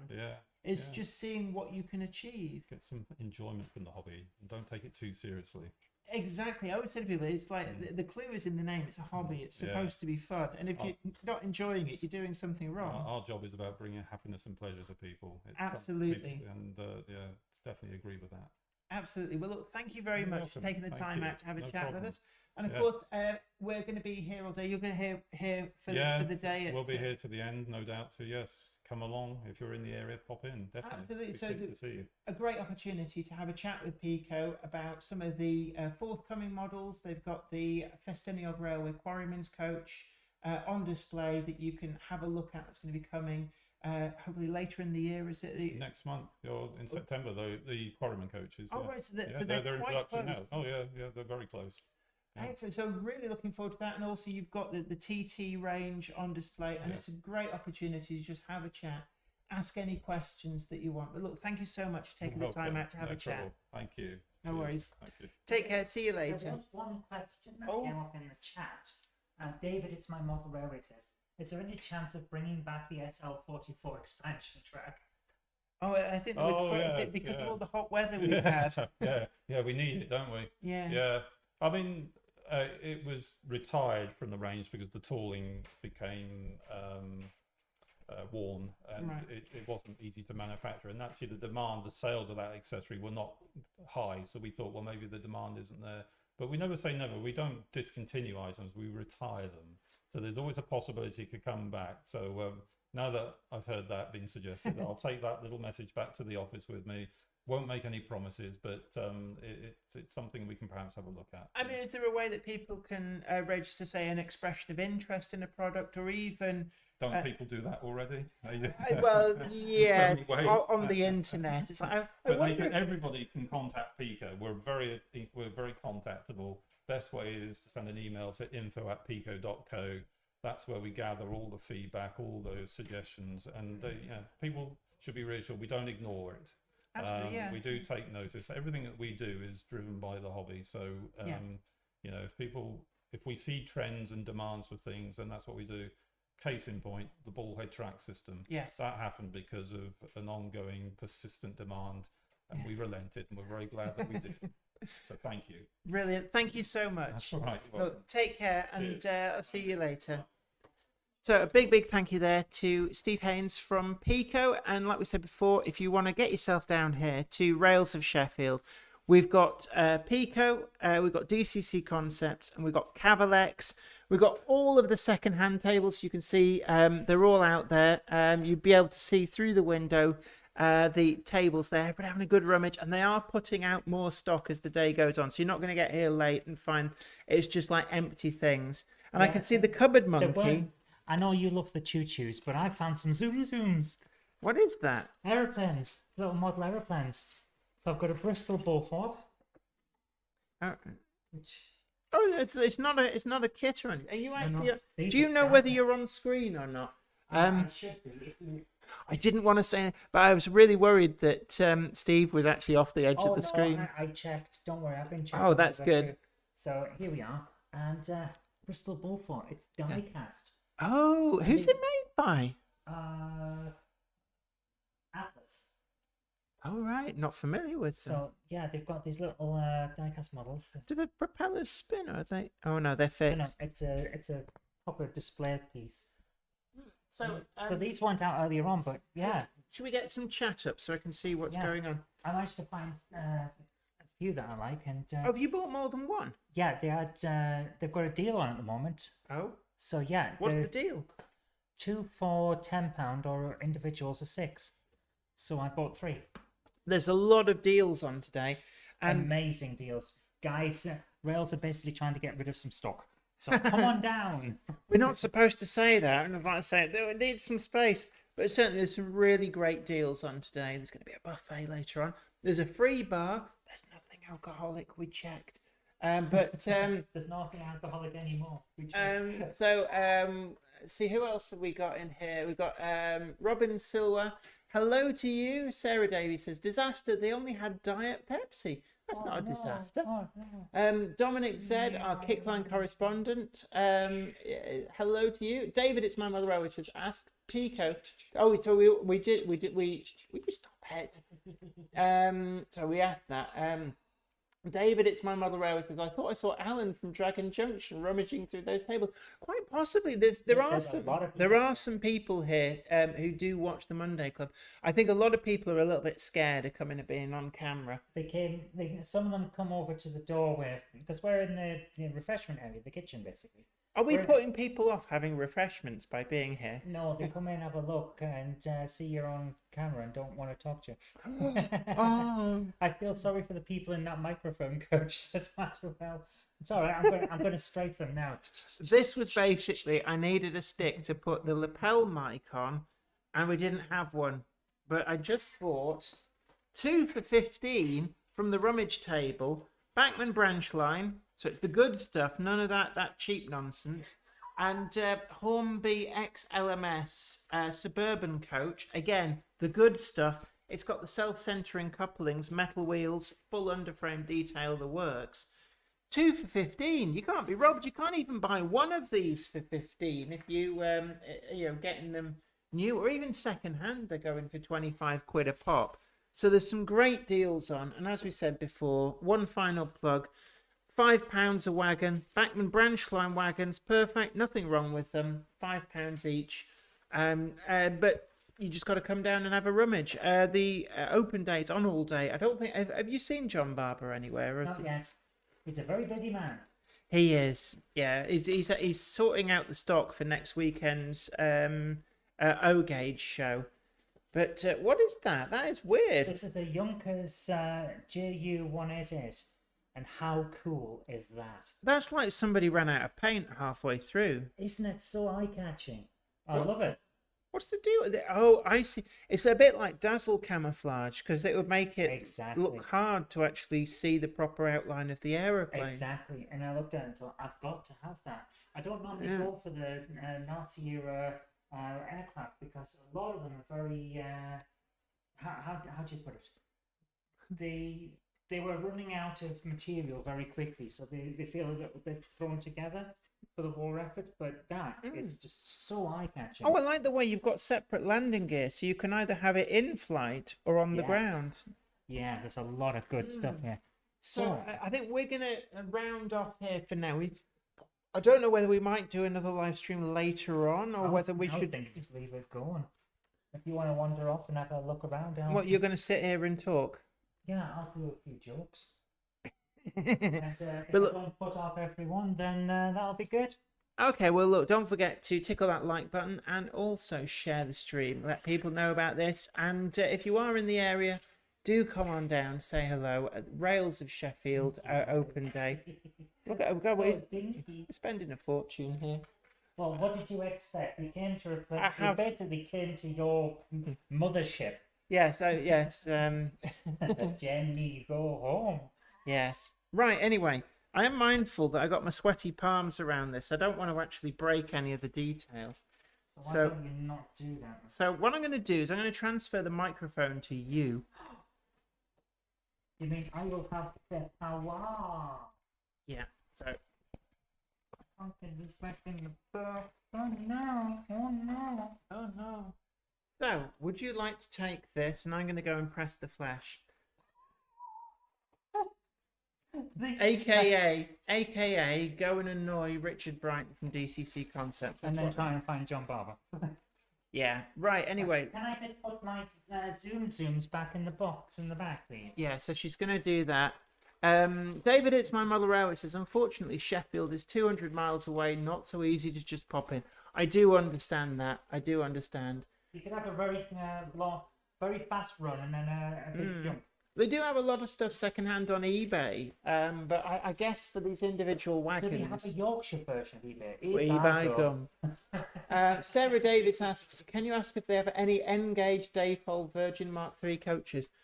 Again, rummage table could be out there. I don't know. It might go out later on. I don't know. All I can suggest is to come on down. The price is right. Or just ring them up. I'm sure that if there's stuff you really want, you ring them up and say, yeah, we got that. Say, yeah, okay, I'll just buy it, post it out to me.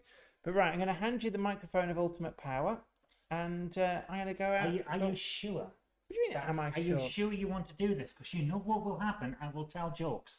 Yeah, go on there. Well, hold on, let me... I have the power. Where's all the goodies? The goodies, they're under the... I was going to go and taunt Richard Brighton with a double decker. You wanted... Ooh. I believe they are under the table, Jan. I kept everything under the table. You have overheated this seat. Yeah. Wow, you have... I was sticking to it. Do you want one? No, thank you. It's hot and sweaty now because she's been sat here all day in the intense sunlight. I put us in the corner so we could get the sun, so we didn't have to set up any lights and take up too much room.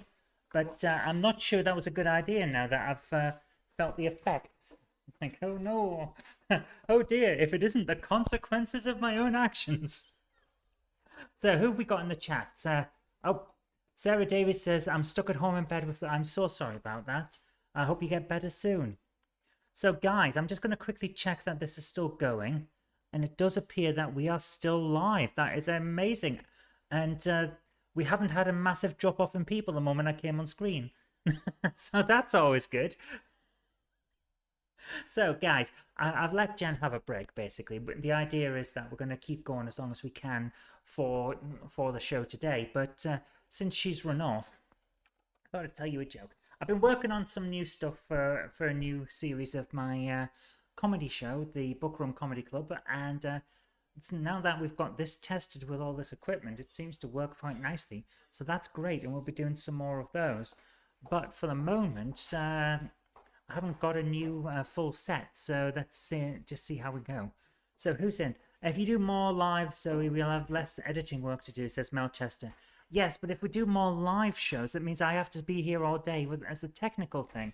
So it's either we do a massive amount of technical stuff where I produce, or we go home and I produce there instead. So I never get a break. Jen comes in, talks to a camera and walks off like tra-la-la-la-la, and then she does all the background networking stuff, talking to all the movers and shakers in the industry, and I'm left editing. So that's just how it is. So I don't get a time off at all. It's terrible. She's like a slave driver, only she pays me, so it's not really a slave driver. What am I talking about? Oh yes. So here's the thing. Recently we had to have some blood tests. You know, you get older and you have to have these tests. And the the nurse, because the doctors don't do it. The nurse said to me, "Are you okay with needles?" I think, what kind of question is that?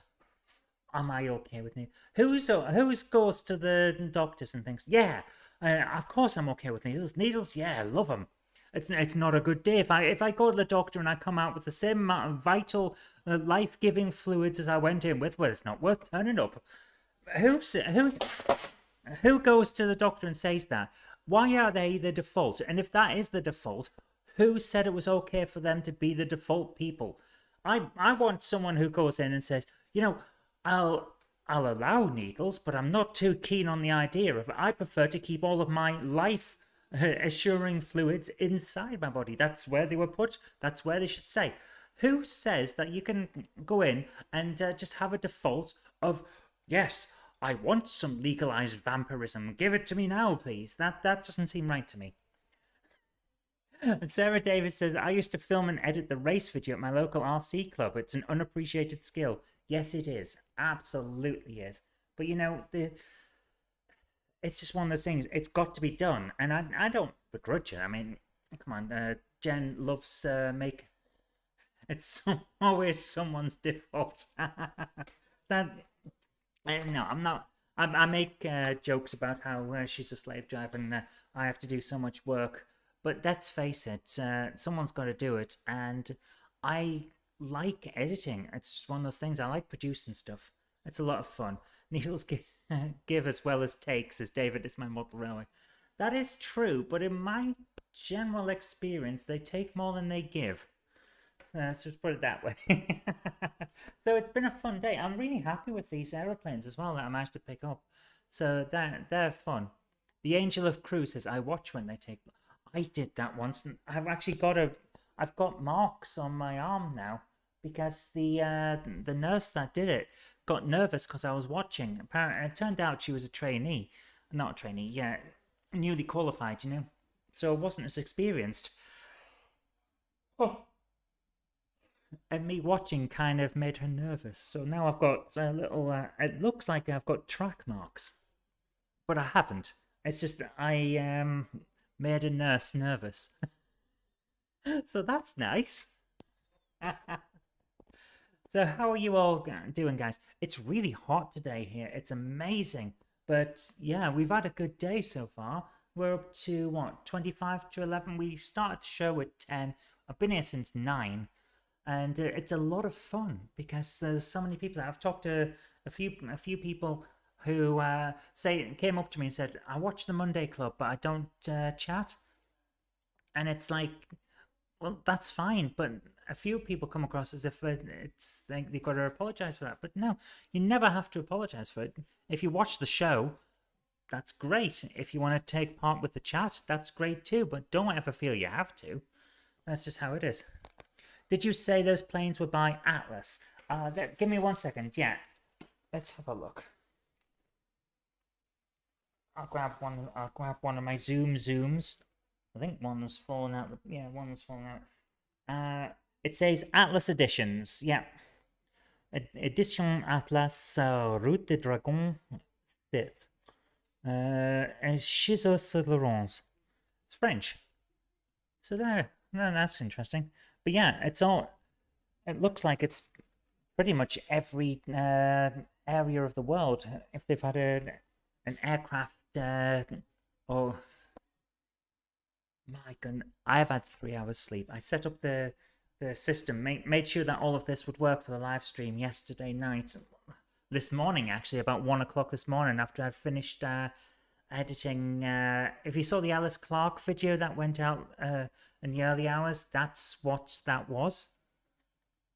I was editing that, so that was fun. But it means that I'm a little bit tired. Let's put it that way. So I've left Jen to go and wander and have a look at the stuff and press the flesh, as you say. It looks an awful lot like we've got a lot of reflection on the window. Then, unfortunately, I can't do anything about that. So that is what's going on outside. If I click round to that, you can see the little bargains table there. It's been very, very popular, and really, this is a great show, and we've had a lot of fun so far. Can I bring this up to some? Yay! Now you can actually see me. Haha! I can show you all the stuff. That's cool. But yeah, greetings from Aussie. Love your shows. Keep up the good work. Oh, thank you so much. David, It's My Model Railway says they make a lot of locomotives too. Yes, I think I've seen a few of them. But yeah, I'm really pleased with these. They're very nice. I'm going to put them. Jen's going to hate me because I'm putting them on our mantelpiece when we get back. Every time you say Alice Clark, I'm reminded of the German character from the Leagues of Gentlemen. You know, I never actually watched that show. It's one of those things that passed me by. I was probably studying for A levels. My goodness, that's how long ago League of Gentlemen was. Wow, that makes me feel old. But yeah, so it's a really good day. If you have a chance to come down, definitely come and pop in. It's well worth it. There's a lot of bargains, and you get to talk to some of the people running the various companies as well, because a lot of people here who are here just to talk to people, show off what they've been working on. Does anyone recommend Olivia's Trains in Sheffield? I didn't know there was another train place in Sheffield. Ooh, does this mean we could set up like a battle royale? Fight! Mortal Kombat train style. I'm not sure we could. But it'd be quite funny, wouldn't it? Season 3 was really clever and funny. Season 1 was 19... Oh my goodness. If Season 1 was in 99, then I can definitely explain why I didn't watch it. In 99, I went to university, so I was probably out getting drunk. That would be why I never saw League of Gentlemen. There's a lady looking at the camera wondering if it's for sale. No, it's not. Because the two cameras we're using and the lapel mic are actually, well, the lapel mic's from my vlogging work, and the two cameras are from my my office, my little studio office. So these are the ones I use for the Monday Night Live, which is run my gaming show, the Anything Goes gaming show that runs after Monday Club, and Game Hammer Live on a Wednesday. So no, the cameras are not for sale because I have to put them back in my office when we get home. Hopefully my sister is actually at my house at the moment, house sitting and making use of my pool. Hopefully she's not going around and moving around all my games. I know you do that if you're watching, because last time she visited, I found several of my games had conveniently moved from order, because I've got them all in alphabetical order in my office so that I know where everything is, which is the only way you can do it when you've got a ridiculous amount of games. And Transformers does not come under Y. So yes, that was a bit fun. Where's my copy of Transformers? Oh, it's next to Ease, which is pronounced Ease, but is spelled YS, because games are weird. So who else have we got in the chat? I like needles. Isle of Wight is a great... Okay, I'm assuming this is a joke about places. Says Matavel says, I like needles. Isle of Wight is a great day. I don't know what that is. I'm a physicist, not a geographer, so I don't know what that is, but I'm going to assume it's a joke. So who else have we got in the chat? That's one of the things about the modern world. You don't really need to know where anything is because you can just pop on a train or get in a car or anything like that, and you arrive. I have no idea. If I was asked to point out where we are right now on a map, I could probably do it, but not greatly. Oh, hello there. How are you doing? Not too bad. For those of you who can't see, this is Skipsy Trains. If another person's got a Pepsi and I haven't. so put that right. Yeah. So how are you enjoying the show? Excellent, thank you. Yes. Would you like to join me? I can do. I'll just move these out of the way. Sit down here. Yeah. So, you're Skipsy Trains. I recognise your name. Yes. And not just because you've got it written on your shirt. Well, yeah, it's a bit of a giveaway. Reminds me, you see.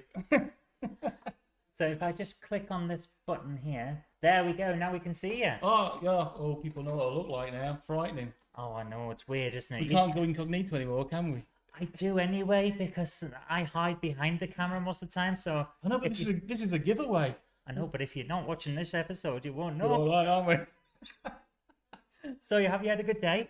I have, yes. What happened actually was I came down like you guys did in April, and when Matt mentioned they were going to do it again, I straight away, because I was here all day last time, I said, "Do you want to help in hand? I'll come and help out." All right. So that's kind of what I've done this time. So I was here at 7:30, putting all the gear out. And sorting it all out and put it on display and all that kind of glutton for punishment, you know. All these other guys are getting paid for things like this, and I'm coming to do it in respect.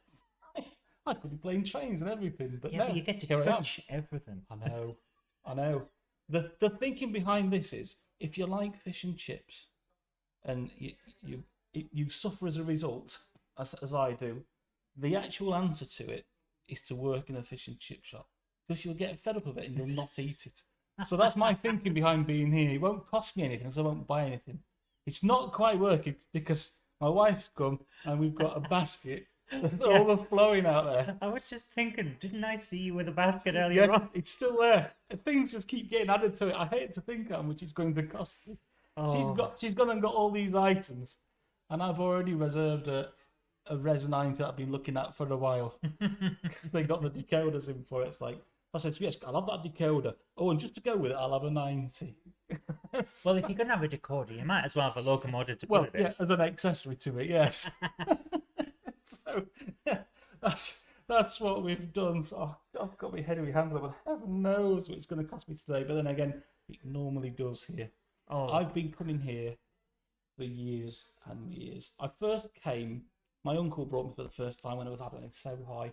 And it was when they were at number 35, which of course he's no longer Rails, it's a few doors up. Yeah. And then the next time I came was 29, which is the top shop.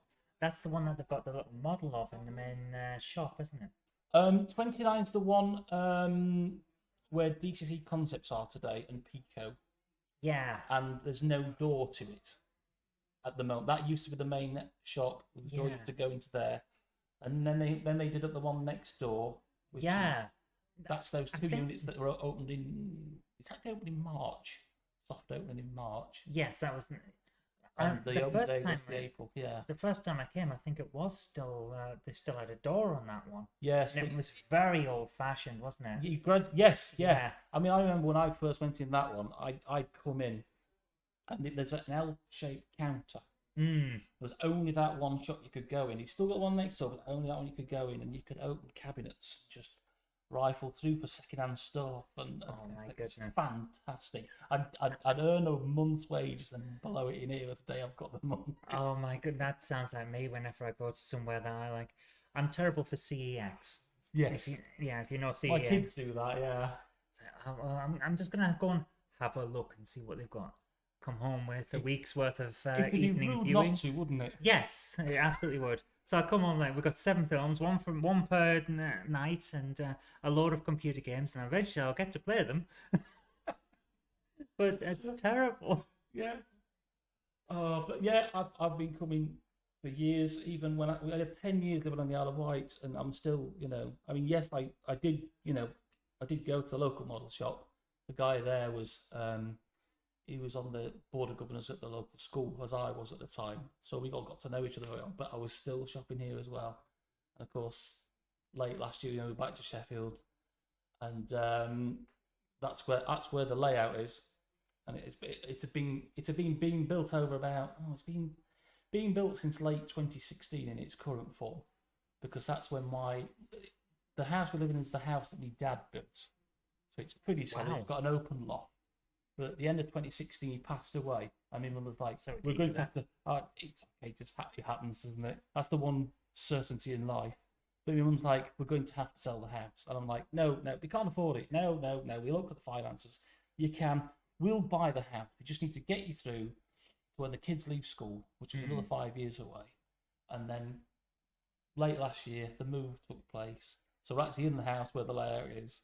And yeah, so that's what you see when the videos are shown, that layout there. So Wow. we're now in the situation where it's like, yes, but I go to work on Monday morning, I come back Friday night, and it's like I can go in the loft and play with the trains. That's what I do 5 days a week. Prepare in my mind mentally, I'm going to play trains. Then my wife's like, well, when am I going to see you? Well, you can come in the loft and play. No, I don't want to come in the loft and play trains. Take a photo.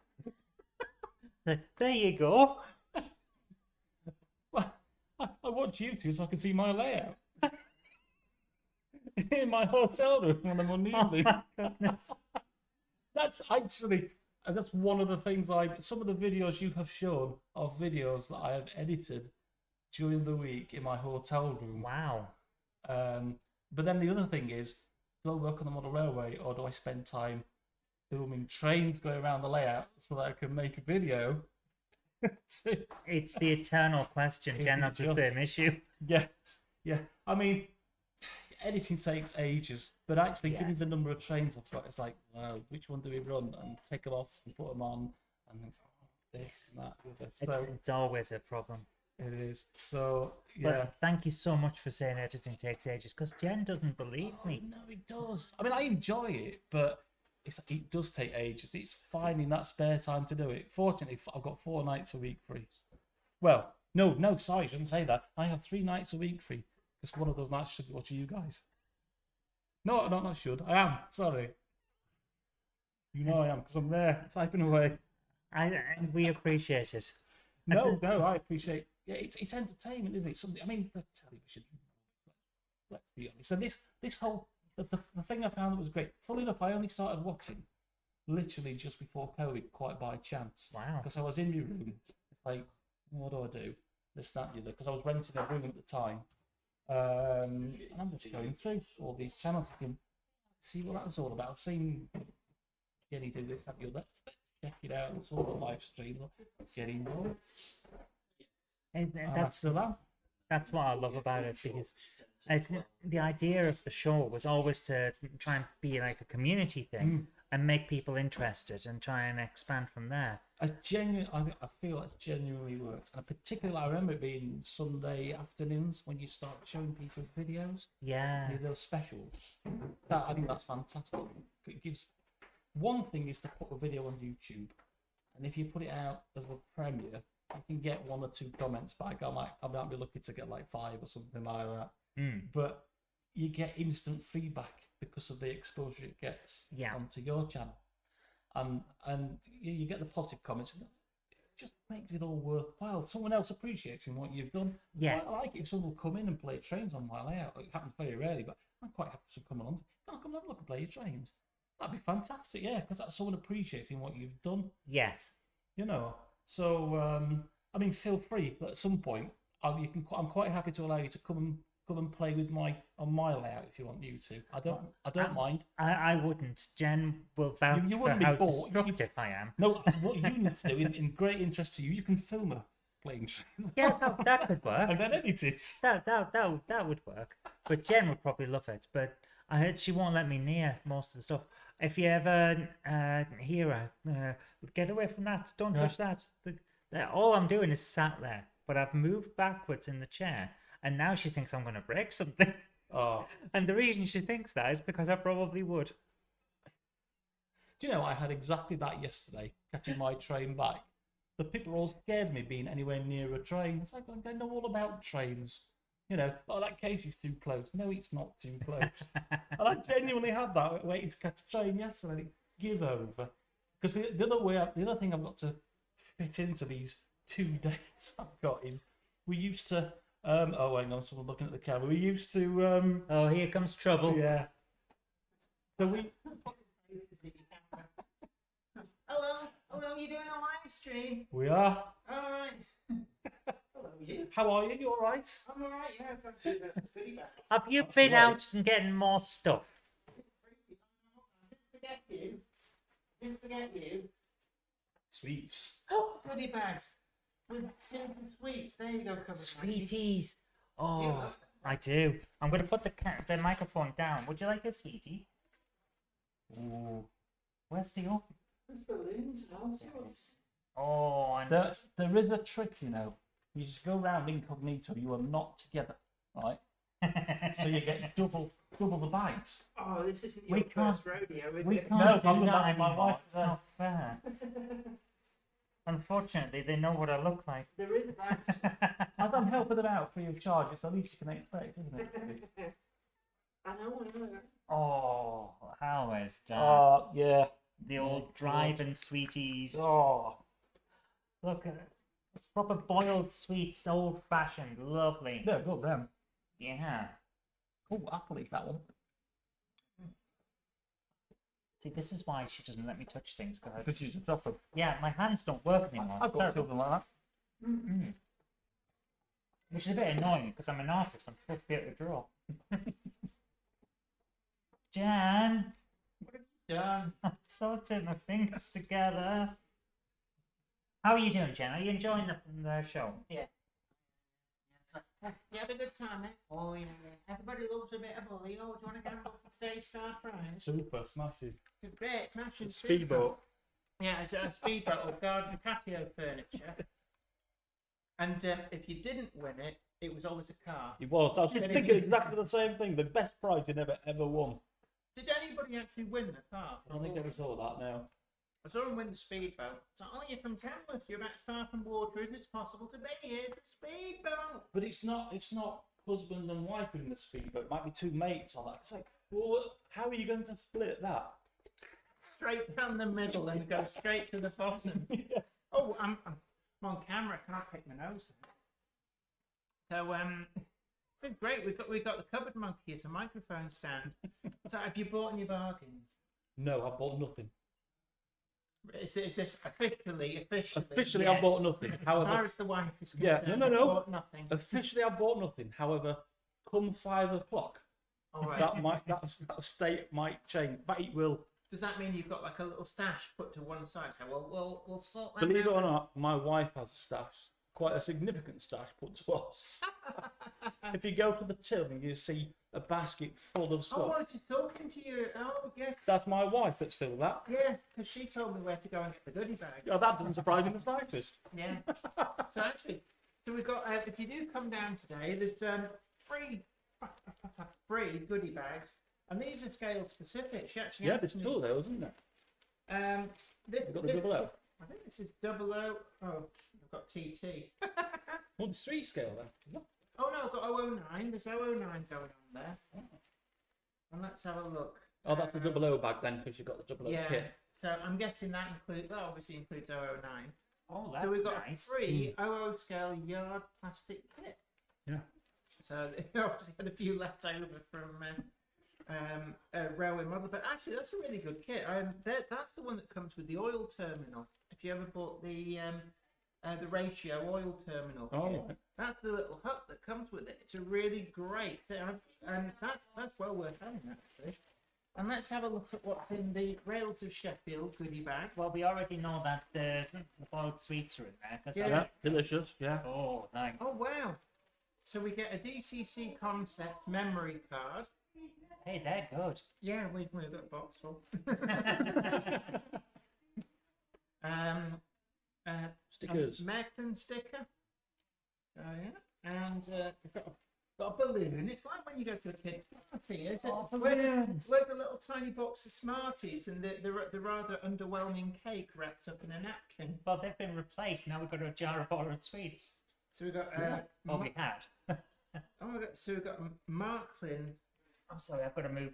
Marklin balloon. People are going, oh, keep your boiled sweets in your second-hand train. They've got a free balloon. I'm down there. Yeah. So yeah, and I think we got a bungalow kit because we've got an N-gauge. oh, so in the end game. In the N-gauge one of the bungalow kit. So my wife's picked one of those up, and that'll be for my youngest. He's trying to build an N-gauge, but by the same token, he's trying to find space in my garage to put his layout. The space is taken. Oh dear. Well, actually, I started. I did a build project with the scale model scenery baseboard kit, and I started to actually screw them to one of the shelves. So I've got a little model railway starting to turn up module by module, just screwed up on a shelf, which actually worked quite well. But yeah, I never have enough space. But I always say that with railway models, you always have just slightly less space than you really want. And if they give you more space, you still have slightly less space. Than That's a bit like when they built the M25. Yeah, it's plenty of space, but that filled up straight away. Oh, we need to build more lanes. We'll put another lane on. Yeah. It fills up. And then somebody went, oh, you're just encouraging traffic. Like, it's like, oh, what should we do today? Oh, put the tartan blanket across the back seat and let's go and find a traffic jam. Oh, that's great. Well, That sounds great. I'm going to go and do that. in our little Austin Allegro. With the square steering wheel and the, do you remember those seats you used to stick to in hot weather? Oh, Where's steering wheel? British Leyland feature, that was. yeah. I'm not sure that counts as a feature. That's more of an error. Well, that kind of sums up British Leyland, doesn't it? The cars that are longer on one side than on the other. Yeah. It's not a bug, it's a feature. Unless you got a Friday afternoon one, it came with rusters, don't we? Apparently, I need to attach the microphone to the green finger of doom. We really should have brought them. What's wrong, Jan? That goes in. Okay. Recycling. So apparently the F1 practice is about to start, so some people are watching that and this at the same time. Crikey. How do you go cross-eyed to do that? How does that work? Commitment, I think. Apparently Formula One. YouTube are going to trial a new thing where you can have multiple live streams open on screen at once. For those of you who want to absolutely saturate your entire area's bandwidth. Do you remember in Back to the Future Part 2? Oh, yeah. Where he opens up about 6 different channels on the screen and he's watching them all at the same time. His dad comes in and goes, oh, watching a little bit of TV for a change. So have we got many people in at the moment? Fair few, yeah. There's a lot of us. Read out some of the comments. So, what have we got? Let's have a look. A few people talking about... Right, I was earlier on, people were talking about needles, and the Needles Lighthouse on the Isle of Wight is an impressive sight. It Yes. stands boldly to the end of the outmost chalk stack, where the weather sweeps in from. Right, I am not good with geography. As I mentioned, I don't know where I am. I went to sleep in the car this morning, and I woke up here. And Not before anybody, where I am. before anybody says, yeah, just tell her she's at Rails of Sheffield, she'd be none the wiser where she was, to be honest. Yes. If you showed her a map of the UK, it'd be like a game of pin the tail on the donkey. She really wouldn't know where to put it. If you want to look at it from computer terms, I got bored one day and I did this. If you find Sheffield on Google Maps and you take your mouse and you just literally move it south, what you will actually come across is the Isle of Wight, literally south of Sheffield, and you'll find the needles towards the rest of the island. Thank you the very western much. tip. What's everybody else having? It is an impressive sight, yeah. Apparently the buffet is coming in, so We're may gonna- lose Yes. Jenny again. Close the door over there. I don't want anybody else coming in and pinching Yeah. the food. Just give us 10 minutes. So the buffet, I told you there was a buffet. People are like going, oh, well, I don't know what. Oh, you mentioned the buffet. I have found the buns as well. I know where they are. The buns. Yes. I think I'm going to get a slick fluke with this buns. So I know where they are. I found them. But no, we're going to stop the live stream because I think there's a lot of people that come to the door and then they see that we've got. No, I don't want to. No, it's fine. No, that's it. God, I hope we keep this up. That means we get more food for us. Hey, Hey. that's a good plan. No, With anything, are you alright? I have a feeling that we'll be okay to keep going, Yeah. but we may leave it and then come back in. So what we've got here is Mark Dempsey says, so great to see and hear that you're still running. Been listening and watching just since after 10. Great live stream. All the best with the bargains. So yeah. Yeah, we keep saying there's a lot of bargains here, and I don't know if you had a good rummage through the. I know you haven't bought anything, but if you had a look at what's in the. Yeah, well, like I said, I was here for like an hour and a half before it opened.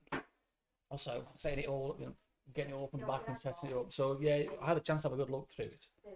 And actually, it's not dross in those boxes. There's some good stuff in there. Over there, if the cupboard monkey pass over them 2 coaches. I want to show these because I'm just so impressed at what I'm finding in this rummage. Yeah, this stuff is good. So these 2, they're £8 each or 2 for 15. And these aren't like your oldie worldy triangle or Hornby with goalpost couplings. Backman Branchline, and that's the Hornby Super Detail XLMS a suburban stock. And these are the ones that, if you find them second hand, they're about 25 quid. I got 2 for 15. And, the wagons, I've got 3 of the Backman Branchline wagons, and they're 5 quid each. And, even second hand, these things are going for like 10 quid. So, there's a lot of good stuff here. It really is about. And it's not all my little zooms. Yeah, and Cupboard Monkey got some things. Actually, I'm gonna have to go now. I have to go and put those prices of those wagons up that's just out there. Clear the mark down too much. Well, no, it's all right. But no, the other thing is where people go, well, if I turn up now, all the good stuff's gone. But they keep putting more out. So it's like there's no gaps in the tables. They just I need to find where they're getting the extra stock from so I can have a rummage beforehand. You know where it is, don't you? I think you have to just basically stand underneath the tables and wait for them to come along with another thing and then jump out and grab it. No, I know exactly where it all is. And I can tell you, I can let everybody know. It's in that basket my wife keeps filling up. Oh my word! So there's going to be some reckoning later on where you've got to settle up the bill. Oh yeah. And then like, oh, thank you very much, Mr. Skipsy Trains. That will be £2,485. Yeah. And it's like, It'll be something like but that. they're only 5 quid a wagon. It's like, yeah. Well, look at how many you've got. Would you like another bowl of sweet? Oh, it'd be rude to say no, wouldn't it? Hey, all we need now is an Austin Allegro and a tartan blanket, and we've got the full 1980s car trip experience. Absolutely. The last time I came down, I said to my wife, "Look how generous they are at Rails. They gave me a £50 voucher." What I didn't tell her was I got that because I spent 500 first. Yeah. And now she's going to. I hope she's not watching this. Yeah, she might even be outside the door. Yeah. You did what? You told me they just gave you that out of the goodness of their heart. No, it's not. It's not totally false. It's like just being a bit economical with the truth in certain. Yeah. It's on a need to know basis. Yes. Quite frankly, you don't need to know. But yeah, anyway, I think we should probably take a break. Unless you want to just sit there and talk at the camera, little cupboard monkey. How about we take a break and we'll come back And finish off this food on this table. Will it come back as the same live stream, or will it be a second one? So there might be a second live stream. So do share this out there. Let people know. But the buffet's ready, so we're gonna pack up for a little bit. Let's say we'll schedule another one for 2 hours time. Okay, so we'll be back at 2 o'clock. Let people know. So until then, you take care, and maybe we'll see you. Okay. Bye for now. Take care. Bye. Right, buffet is open. Woohoo! Right, Zoe, quick, take these off me. I need space. Thanks for doing your tutorials on the webinar. On the what side? Thank you very much.